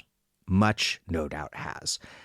Anyhow, it's long been clear, beyond clear, that Israel is attempting to drag the U.S. into a regional war with Iran, and that Israel has zero intention of pursuing any sort of ceasefire in Gaza or anywhere. And it's also clear that Netanyahu prefers that Donald Trump win the U.S. presidential election, even though Biden, simultaneously increasingly senile and resolutely Zionist, even as Biden lays down no substantive red lines at all for the U.S.'s murderously belligerent ally. Explain this regional dimension of the Gaza genocide and in terms of what it means that Ansar Allah and Hezbollah opened these solidarity fronts with Gaza over the past year, and then more recently, that Israel has gone on this expansionist offensive, dealing Hezbollah these giant blows, attempting to draw Iran into full-scale war, and promising to create a so-called new order for the Middle East. Daniel, this brings us back actually to the Iranian Revolution and the post-revolutionary phase. And it's very important to note that one of the main agendas of the Iranian Revolution, certainly on the foreign policy level, was support for the Palestinian cause. And the other principal agenda was the regaining of Iranian sovereignty from what was seen as American imperial encroachment into Iran's affairs. The question of sovereignty in relation to the U.S. Continues to haunt Iran, and it was an important part of its overall outlook. In order to achieve the maximum amount of independence possible, Iran needed to consolidate its regional position. It needed to also create a defensive strategy in order to protect its own borders from attacks that were, imminent. The U.S. officials talk regularly about the possibility of hitting Iran. You have officials demanding war on Iran on a regular basis. You have elected figures in Congress, in the Senate, and elsewhere speaking in strong warmongering language in relation to that country. Of course, then you have also the regional bully, Israel, which is a settler colonial state that, as we've seen throughout Thawra, has aggressively threatened its neighbors from day one. It has also been threatening to attack Iran for a very, very long time. Now, they are willing to stop threatening Iran if Iran withdraws from the attempt to create a regional balance of power with the Israelis. And a regional balance of power involves a variety of things. It involves nuclear deterrence, because the Israelis have immense nuclear capacity. Nobody talks about that. That's a major threat for the Iranians. So they've been pursuing that option. They're willing to moderate their position in relation to the acquisition of a nuclear weapon, but they needed guarantees for their national security around that. Also, they needed a lift for the sanctions on them for that to happen. So it's a complicated story. It's often portrayed as a story of a belligerent Iran expanding. The actual reality is more of a state that had established a new revolutionary structure in the region, an Islamic revolutionary structure in this case, that has had to go on the defensive in relation to the imperial power that had formerly controlled its boundaries, and in relation to the settler colonial state that used to have a good relationship with Iran when it was within their realm of American control. So in order to balance, you have the nuclear dimension. Also, you have another dimension, which is having regional allies. And that was a quest that the Iranians have embarked on from day one. The map of the alliances follows demographic sectarian trends in the region. There's no doubt about it. I mean, with the exception of Palestinian groups that have allied with Iran, almost all of the alliances were with, areas with a Shia presence or in which non-Sunni groups were enrolled, which is the case of Syria. But the sectarian analysis does not suffice here. It's not enough. Because Syria, for example, yes, the president is an Alawi figure and much of the security establishment belongs to that sect. But Syria's alliance with Iran also had to do with its fight with Iraq in the context of the internal Ba'ath struggles that we spoke about earlier in Thawra.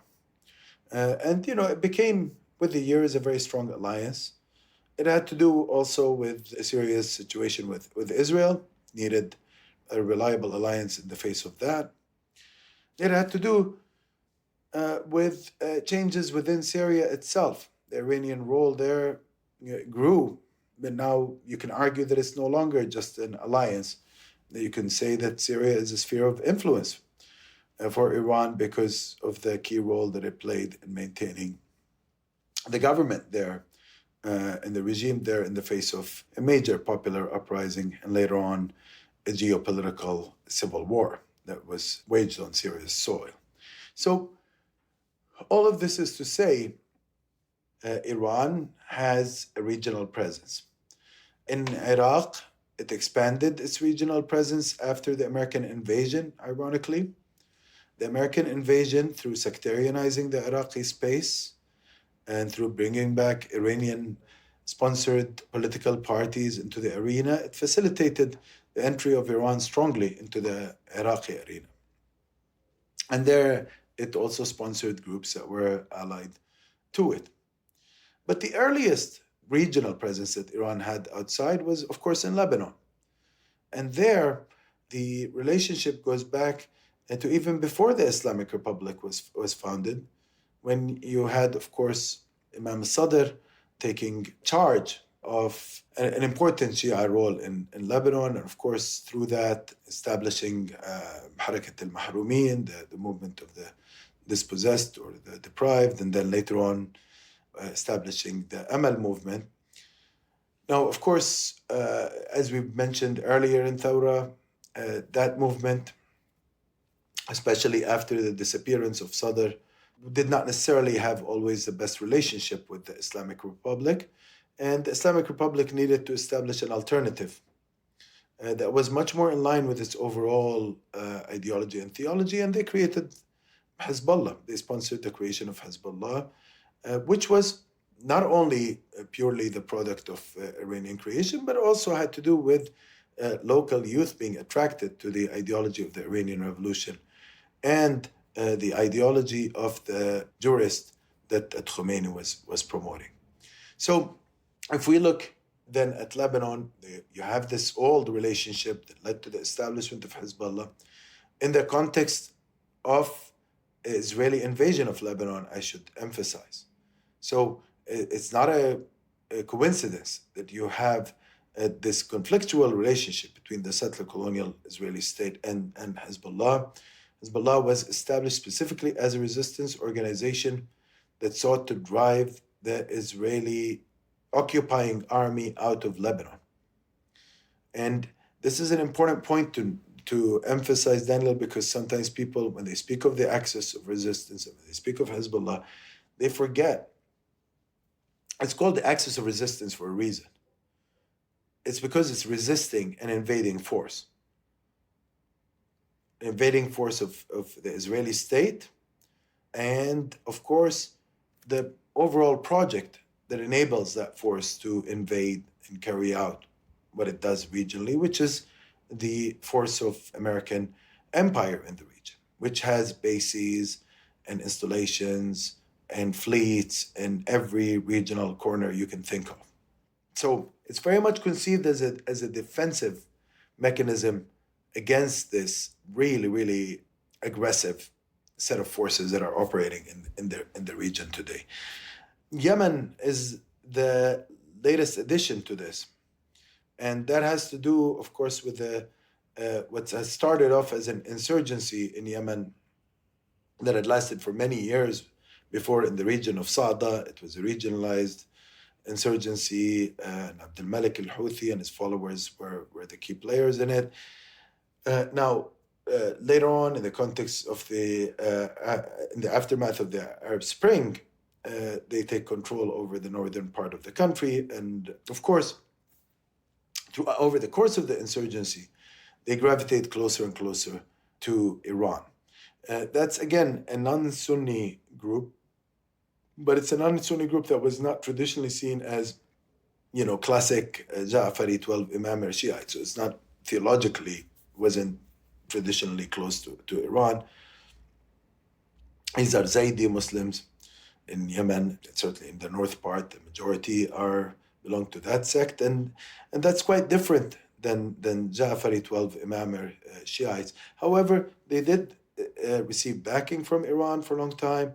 They did receive support from it, and that developed. That relationship developed with the years, and it became stronger and stronger. The axis, it should be noted, is not, although it might have started in relation to the Israeli state in some ways, but it also had to do with Iran's other regional competitors.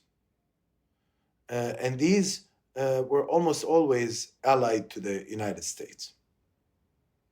Even Iraq, when it was in competition with the Iranian state during the Iraq-Iran war, it had, of course, some elements of strong U.S. backing, as we've mentioned in previous episodes. So that's part of the struggle. But although the U.S. relationship is one element of this equation, it's not the only one.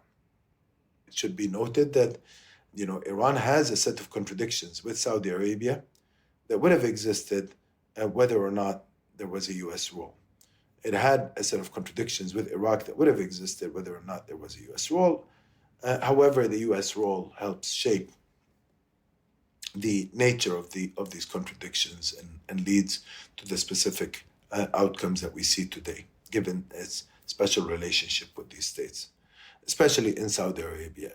So when we're reading this map, what we've seen is not only that you've had this axis of resistance develop, but that you also had the development of another axis opposed to it, an axis that sought to bring together the settler colonial state, Israel, with American imperially backed regimes in Saudi Arabia and the Emirates and Bahrain and elsewhere into some kind of an alliance.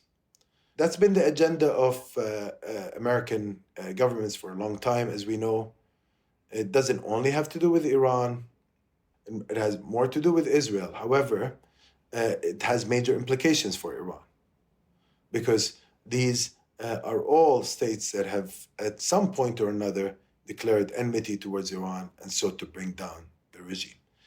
At the moment, in recent years, there has been an attempt on the part of Saudi Arabia, of course, to reduce the temperature with Iran and to allow for some elements of normalization between the two countries. So the intensity of the regional clashes between them has subsided. However, we still see that there is a very strong Israeli push to restore that regional enmity towards Iran and to bring it down. So this is the backstory, Daniel. Now, for the longest time, from the Iraq War onwards, the axis of resistance was growing. It was on the up. You had a major expansion in Iran's role in Iraq. You had the ability of Iran to defend the regime in Syria, which, of course, by the way, reduced the prestige of that axis of resistance in many Arab countries, in many Sunni majority Arab countries, because it was seen as suppressing a Sunni majority in Syria. However, in geopolitical terms, it was a success for Iran, despite the reduction of its prestige at that particular stage. Then you had also a series of successes in Lebanon in 2000, when Hezbollah liberated the Lebanese South from Israeli occupation forces, in 2006, when it was able to defend against a major Israeli onslaught, and it was able to push it back. So these were seen as major successes. But you also had difficulties. One difficulty was with the Palestinian component of that axis. You have two movements that have had strong relations with Iran historically. Islamic Jihad, which of course was formed as a response to the Iranian Revolution and always viewed itself as being close to it. But more importantly, of course, is Hamas, which is more distant from Iran ideologically. However, it found itself in a position where it had to seek Iranian support over the years, because the Arab regimes in their current configuration will not give any support for armed struggle in Palestine.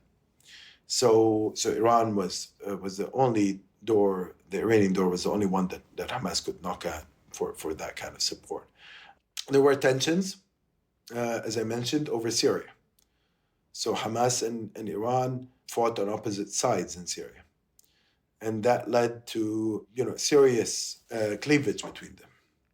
However, the end of the civil war in Syria, or it hasn't fully ended yet, but the end of it in most of Syria and the survival of the regime there meant that Hamas had to recalibrate and re-engage with Iran, because they in Palestine, the situation was becoming increasingly intolerable. They've rebuilt their relationship. They have strong common interests. They certainly have a common enemy that threatens both the Palestinian people, but also the Iranian state on a regular basis. And essentially, that meant that Hamas could draw on Iranian technology, on Iranian support and training in various ways. And of course, it could also draw on political support, which is urgently needed for a group like that, because the Western governments followed the policy that was set by Henry Kissinger since the 1970s of essentially ensuring that any Palestinian group that does not follow their instructions will not be given a seat at the table. So this applies to Hamas. And of course, it's easy for it to be applied to Hamas in the era of the war on terror, because any group that calls itself Islamic can be easily just dismissed as a terrorist group, even if it has spent many years not engaging in any operation that could be described as terrorist. So that was a situation that Hamas was facing. And that meant that it had a strategic interest in having a strong relationship with Tehran. And that relationship, of course, became stronger and stronger as the Gaza branch of Hamas became stronger, and especially as Yahya Sinwar began to take a more leading role in that. In the Khalid Mish'al days, he had made the decision to support the revolution in Syria.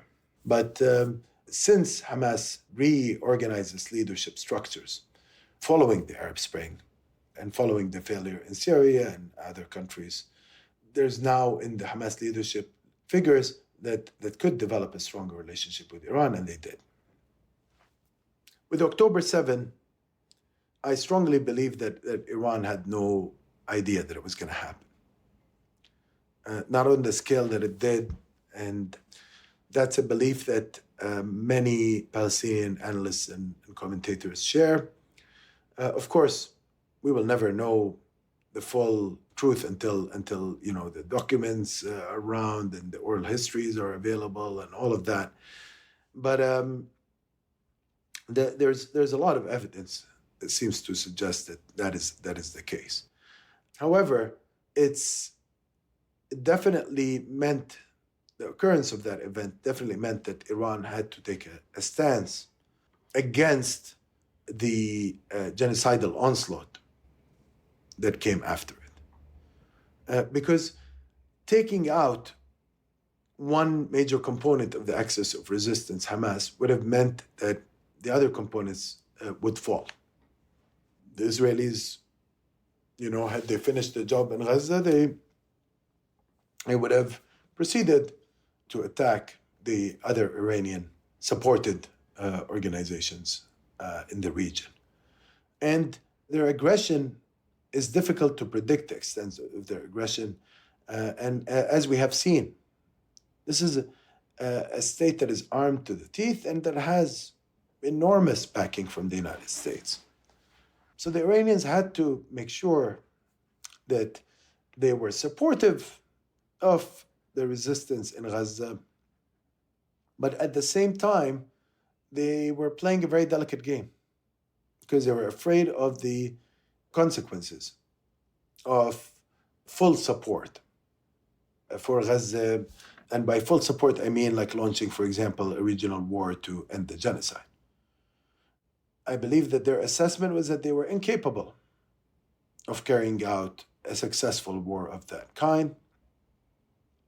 Certainly, they opted for something else, which is a war of attrition. So Hezbollah, at least, carried out the biggest aspect of that war of attrition. It launched low-intensity operations in the northern part of historic Palestine that is controlled by the Israeli state. That led to the displacement of tens of thousands of Israeli colonists from that area. It put pressure on the whole system. It disrupted everyday life in the Israeli state. And remember, this is a state that was used to either short-term wars in which daily life would be disrupted for a little bit, but not for a long time, or situations where there would be no disruption anyways. So there was no social cost to any political or military offensive that was carried out by the Israelis historically, and or the social cost was lower than it could be because of the lack of disruption to everyday life. What the axis of resistance strategy has done is that it has created a situation of attrition in which there is a disruption. Flights are disrupted. The ability of people to inhabit certain areas are disrupted. Regular entry into shelters and so on. All of that harms business as well.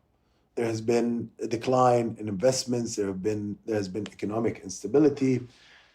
So they're trying to make the situation in the Israeli state unsustainable. They're sending a signal that unless you stop the genocide, they're not sending a signal, they're actually saying very clearly, unless you stop the genocide, this will continue. So if there is a ceasefire, and Hassan Nasrallah, before his assassination, had said that on numerous occasions, that should there be a ceasefire in Gaza, should there a genocidal onslaught there stop, then, there would be a suspension of this policy. That has not happened, of course. The genocidal onslaught has been going on now for a full year.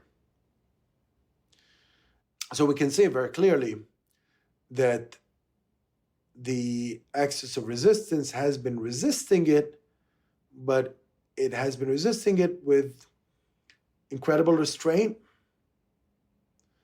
And sometimes it gets actually critiqued for the lack of a stronger response. I actually don't think that they have the capacity, again, to do a stronger response, because what that would mean would that would mean the American entry into the war, and it would compromise Lebanon. It could be American invasion. There could be American attacks on Iran in a severe way. Things could go out of hand. Now, again, it's not likely that Iran would be invaded, because any invading force would be absolutely mad to go into Iran. You never know with the American policymakers, but sometimes they have done mad adventures of that sort, but they would pay dearly in Iran, and I think that's why they haven't done that so far. There's also risk to them when it comes to the neighboring Gulf states. There would be serious disruption of global capitalism should there be a major attack on Iran of that sort. Already we've seen that Iran could project power through the axis of resistance when it came to global shipping. Much of it has been diverted, which raises costs. When you have control over Bab el-Mandeb, and that passageway connects basically the Red Sea with the Indian Ocean and leads, of course, to the Suez Canal, which connects with the Mediterranean, you can do a lot of damage with that, but it would be not even comparable to the sort of damage that could happen should there be an attack on Iran, because that would mean that Iran could attack oil fields in all the Gulf states. Those are easy to attack. It could even disrupt daily life in those Gulf states. All what you'd need to do from a strategic standpoint is attack, for example, desalination plants, and then you would have no water in Dubai and other major cities there. So these are considerations that the Americans are fully aware of. Nevertheless, the Iranians are aware that should there be a major confrontation with the Israeli state on a much higher level than now, there could be a direct American involvement. And that involvement could take place even if it's clear to American military planners that they might lose a lot, because it will be based on domestic political calculations in the United States. So these are all issues that play into Iran's specific role in relation to this genocide. What we can say is that Iran's role has rejuvenated its base in the region, despite the fact that, again, a lot of people are criticizing it for not doing enough. You have others saying, well, it's actually the only state that's doing anything. The rest are either complicit with the Israeli genocide, or they make verbal protestations without any concrete interventions that could stop it. And here, the old maxim that I've said on multiple occasions here on Thawra, which is that Americanization equals Israelization in this part of the world, holds true. The only reason why Iran is able to take this kind of stance in this region is that it is not within the American orbit. Now, when it comes to the Iranian role and the Israeli attempt to take that role, to basically transform that role from one that is restrained in responding to the genocide to one that solicits war, essentially, or one that would lead to war. The Israelis have been trying to drag Iran over and over again through multiple serious assaults on it, on the country and its national security, and on the entire regional order. And they've used a method that they have long used, actually, in their history. It's a method that is, of course, illegal in international law, but they don't care about that, and neither does the U.S., which is political assassinations and transnational political assassinations.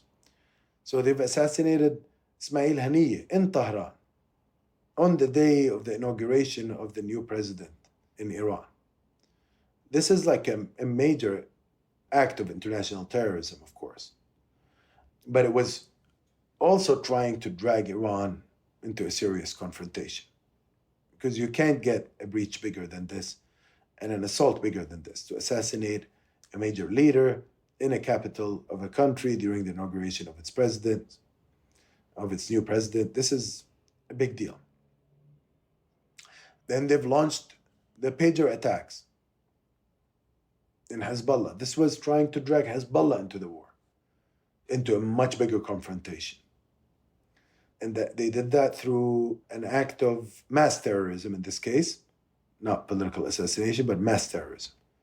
Put bombs in thousands of pagers that will explode in numerous households, in numerous civilian areas. A lot of the people that were killed or maimed by that horrendous and heinous attack were children and families of ordinary citizens. And, it was like absolutely horrendous. I should note here, by the way, they often say, oh, well, it's Hezbollah fighters, therefore it's justified, or these pagers are owned by Hezbollah people. First of all, their families are protected under international law. Secondly, when you're not in uniform, you're a non-combatant. So this whole mythology that somehow it makes it okay, can you imagine, by this logic, by the way, it would be okay to kill all Israelis indiscriminately because, they serve in the Israeli army. But of course, the logic is ridiculous. When you're wearing uniform, you're a combatant. When you're not wearing a uniform, you're a non-combatant. So this is a situation that breaks all norms and laws. And it led to enormous loss of life, and it was absolutely terrible. But they didn't stop at that. They kept on bombarding, kept on attacking. And they've taken it to the next level by throwing these enormous bombs, these bunker buster bombs that led to the assassination of Sayyid Hassan Nasrallah. And of course, before him, there were multiple leaders in Hezbollah that were assassinated.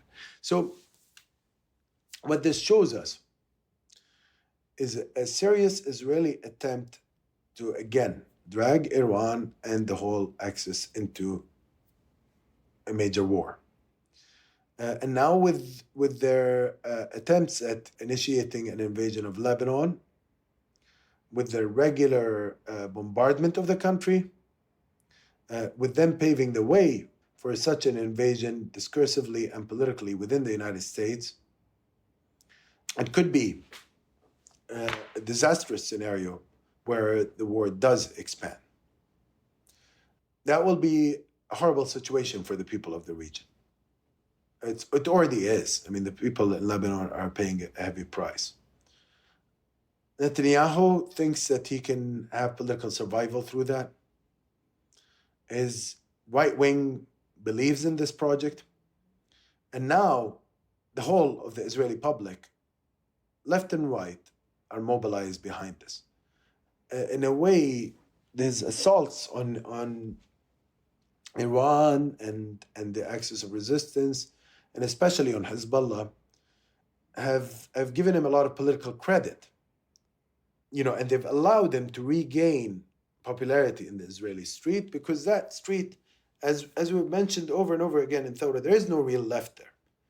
What you have is a settler colonial type of left, which is not a genuine left. So when it comes to settler colonial objectives, they tend to unify with the mainstream Zionists or the right-wing Zionists.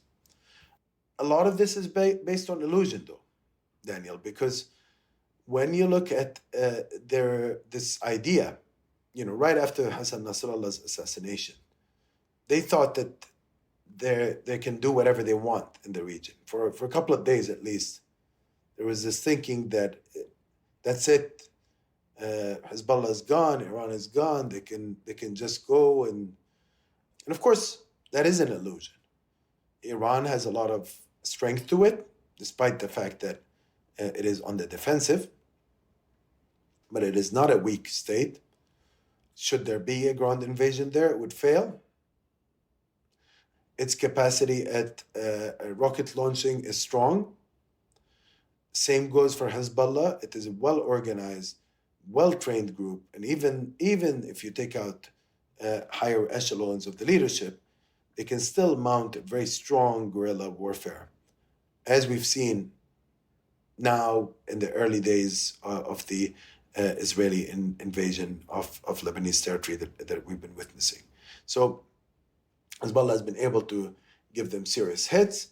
Iran has been showing that it can restore a sense of deterrence with its major rocket attack that it launched this time. This was, of course, the second one it launched, but this one was far more effective because they launched rockets that had higher speeds and that were much more effective at hitting their targets. They're sending a signal. We could go further. This was just round 2. We could have round 3. We could have round 4. And it could hit more serious targets than that. One thing to note is that unlike the Israeli strikes, which tend to hit civilians, they were focusing on military and infrastructural damage. The Israelis and the Americans keep boasting, we successfully repelled this attack. Look at the casualty count. Well, the Iranians have said from the very beginning that they don't intend to cause major civilian casualties with this. They want to degrade the military and infrastructural capacities of the Israeli settler colonial state with this. So it's a developing situation, Daniel. We can't tell where it's going to end, but I'll tell you something. Unless this genocide ends, the whole region will be entrapped in this disastrous situation. And to be honest with you, unless genuine decolonization takes place and a major anti-colonial success against the Israeli state takes place, that state has to transform. It has to cease to be driven by Zionism and its settler colonial aspirations. It has to develop into a democratic project that includes everyone on the land. And that means the return of the Palestinian refugees. It means the liberation of all the Palestinian occupied territories. It means full equality for the Palestinian citizens of Israel. It means also a situation in which Jews are ultimately not superior to Palestinian Arabs in that land. So only through equality can we cease to have these regional tensions that we're seeing today. Stepping back, Abed, to ask you my very last Thawra question ever. Not my last question to you ever, because you will certainly be back on the dig, but the last question for this series that it's been such an incredible honor to make with you. And I want to end by just emphasizing first just how extraordinary it is to take in just the level of violence and disorder that Western imperialism has unleashed and imposed upon the Middle East, on the Arab East, and how that violence just constantly, persistently continues through the present moment. Thinking about Gaza, of course, and the rest of Palestine, reflecting upon what Syria and Iraq once were, these spectacularly diverse, richly complex societies, and what constant imperialist violence has done to those countries today. I could go on, and yet resistance continues. So to close, what remains of the more secular left nationalist politics across the Arab East that we dedicated this series to telling the stories of? And is there any path you see for its more robust revival? In recent years, we've seen huge youth-led protests against sectarianism and sect-based government in both Lebanon and Iraq. Prior to that, of course, we heard loud echoes of the Arab Revolutionary era on the streets of the Arab Spring. Do you see a rationale for hope today in Palestine and across the region? Well, Daniel, you know me, I'm a very hopeful individual. I'm a glass half full kind of person, but that's maybe because I've always been engaged in organizing. I don't believe that we should just pontificate and reflect. We should also be involved in trying to change the world around us. And in that sense, I'm not just interested in reading the theses on Feuerbach, but also I want to translate them into practice and praxis, to be more precise.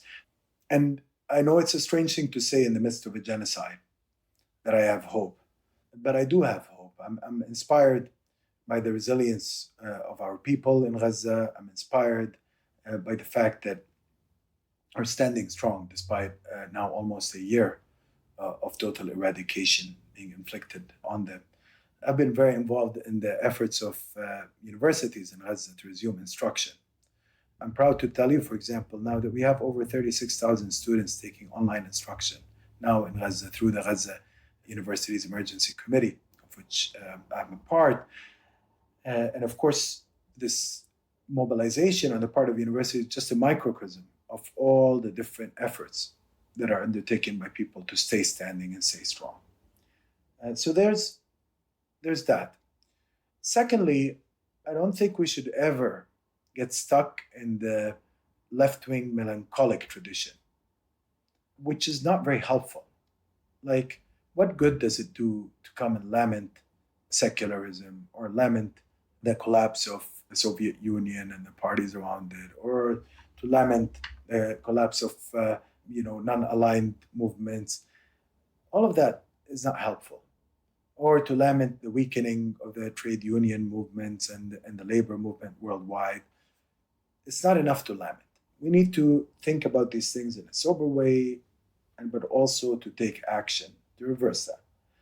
Yes, it is very true that at some point in modern Arab history, projects like the Socialist Project were dominant. They had a hegemonic impact. Almost every Republican state proclaimed socialism as its doctrine, and even monarchical states were under pressure to engage in building a public sector and so on. There was a very interesting moment in Arab history. It didn't go far enough. People will tell you that this was not real full-on socialism and so on, but it definitely had elements of that on the economic front. And it is true that on the political front, there was an organized and very strong effort to expel imperialism from the region, to ensure that it would never come back, and to fight its settler colonial manifestations, including in Algeria and in Palestine. In Algeria, that fight was victorious, but at a great cost, over 1 million lives lost, but also decades of future violence were latent as a result of the destruction that was caused by colonialism during that fight, and as a result of unresolved questions that were to haunt the country since then. Sort of questions that Fanon had predicted, of course, in his incredible work, Wretched of the Earth, and on the pitfalls of national consciousness. So there was that going on. There was a fight against settler colonialism. There was a fight for socialism. There was a strong women's rights movement, all these feminist federations, all the hard work that was put into that. There was a lot going on, and we described all of it, or much of it, during these many hours of conversations between us. But there were problems as well, and the situation cannot be just reduced to, well, there was this great economic and political horizon and political, social, and economic horizon opening up, and then suddenly it collapses. There were always contestations. This was a region in which these questions were not fully resolved, because actually the sovereignty question, on which all political and social and economic matters depend, had not been resolved. It's a region that had not established actually full sovereignty. It was still a site of contestation where old empires had left, the new empire was coming in, and then you had this constant push and pull over its place in the region. And by the new empire, of course, we're referring to the United States. Of course, also the settler colony that's associated with that new empire, the Israeli settler colony, was wreaking havoc as well, and was advocating for a new Middle East. This is the term that they were using, and they continue to use now. one that is dominated by the Israeli state, of course. So this arrangement is no longer there. You have, if you want to be negative and skeptical, you come and say almost every state in the region now has completely submitted to American power. There are a few that are out of the American orbit, but they're under a lot of pressure. Syria's out of the American orbit, but it also doesn't do anything to anger the United States. Remember, even the Assad regime had limits in relation to the United States. And there's still American troops active there. There are still other troops active there. There's Russian troops. There's no real sovereignty in that country now. There's Iranian troops. I'm not equating between the two, of course, because the U.S. has played a much more aggressive role in this part of the world. But sovereignty and its lack thereof is the issue here. Now, you look elsewhere, Americans are everywhere. Sovereignty deficit is disastrous. The neoliberal question is still there. Neoliberalism is pervasive. The Washington Consensus has been invading this region in multiple ways, and it has really affected public services. It has affected every aspect of society. It has led to massive privatization, but also the collapse of the internal social structure. There had never been like a fully developed welfare state, but there were elements of it that were strong, and they were weakened by this neoliberal invasion. But also you had the collapse with this invasion of national industries. You had the collapse of the capacity at local production. You had the entry into increasingly compradorial sort of relations. So that has become a problem. And then here, of course, this is not to mention the situation in the petroleum-rich countries. So that's a picture. And you'll say, Abed, wait a second. You said you were hopeful. And you've just painted a bleak picture where you told me that militarily, this region is under American control. Politically, it has no sovereignty. Economically, it's completely run by this horrific ultra-capitalist reality that does not offer ordinary people a future and has created massive disparities. And you can add to that even the fact that there's been a perpetuation of the denial of political rights and civic rights and even basic individual rights. All of this is not there. Even basic liberalism is not there, let alone the sort of full liberated future that a socialist would want to see. So why am I hopeful? It's because I see these as actually causes to fight for. History is not about just a narrative of, there's this bleak picture or bright picture. History is actually about dynamism. It's about change. There's always a potential for change. And in Palestine, I look and I see a settler colonial project that is on the defensive, that is turning towards elimination because it lacks confidence in its ability to perpetuate itself forever. And I think that it will be defeated. I know it will be. It's losing its basis of support internationally, and that was basically the only reason why it exists. And locally, the cost of what it's doing is rising for its own colonist citizens. And that's bound to produce change there. The US, it's not going to last forever as an empire. And the cost of what it's doing in the Middle East is very high. I don't believe that empires will always be there. The British, they had their moment in the region. And eventually they were driven out. I don't think the American moment will last forever.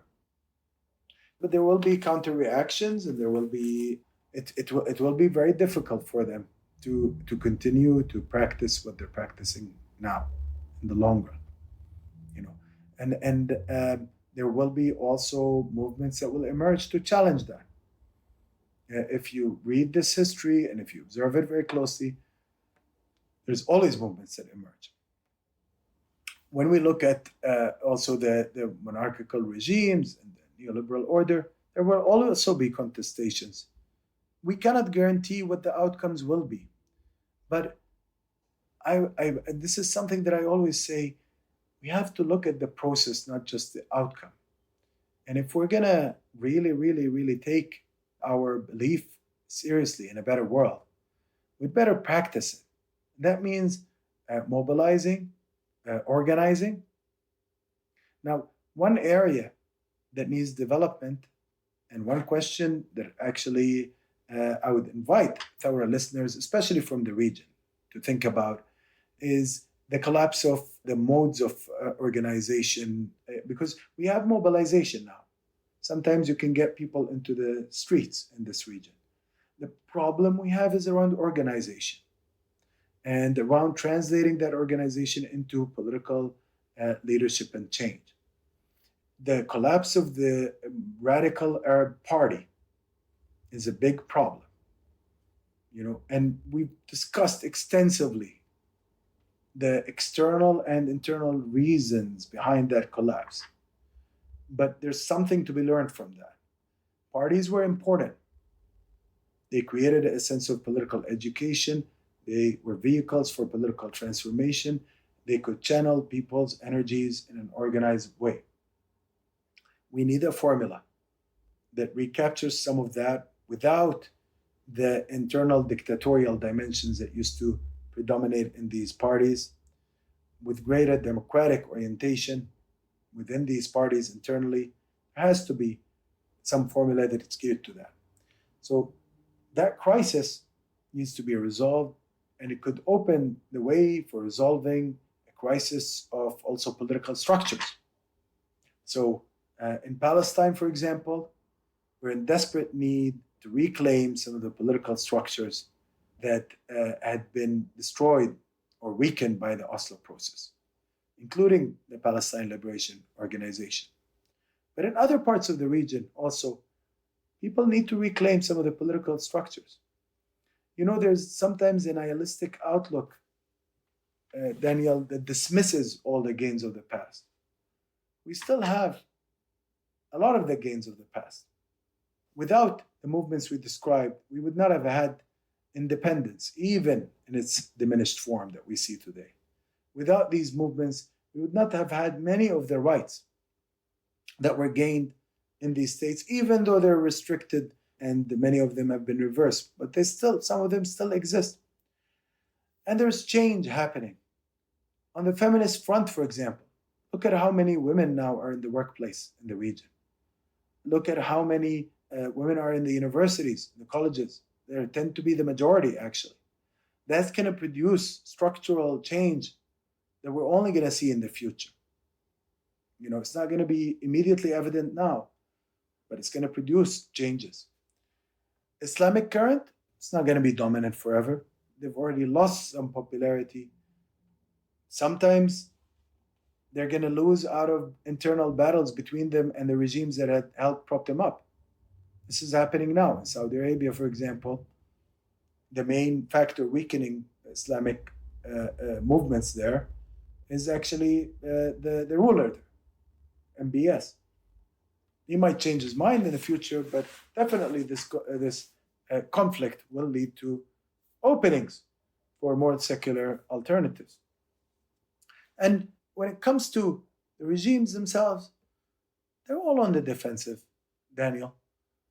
And we know very well that it's better to organize for change than to just keep on complaining about the nature of these regimes or the imperial powers backing them or the settler colonial state that they are currently silent about. And at the end of the day, I believe in the politics of hope, and I believe in grounding that politics in a very, very thorough historical analysis.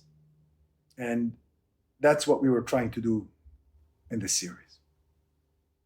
Well, Abdel Razzaq Takriti, thank you very, very much for a lot of your time. Thank you, Daniel. And I love all what you do, and your commitment to public education is really, really meaningful on so many fronts. And it's so relevant for many causes, including the Palestinian cause today.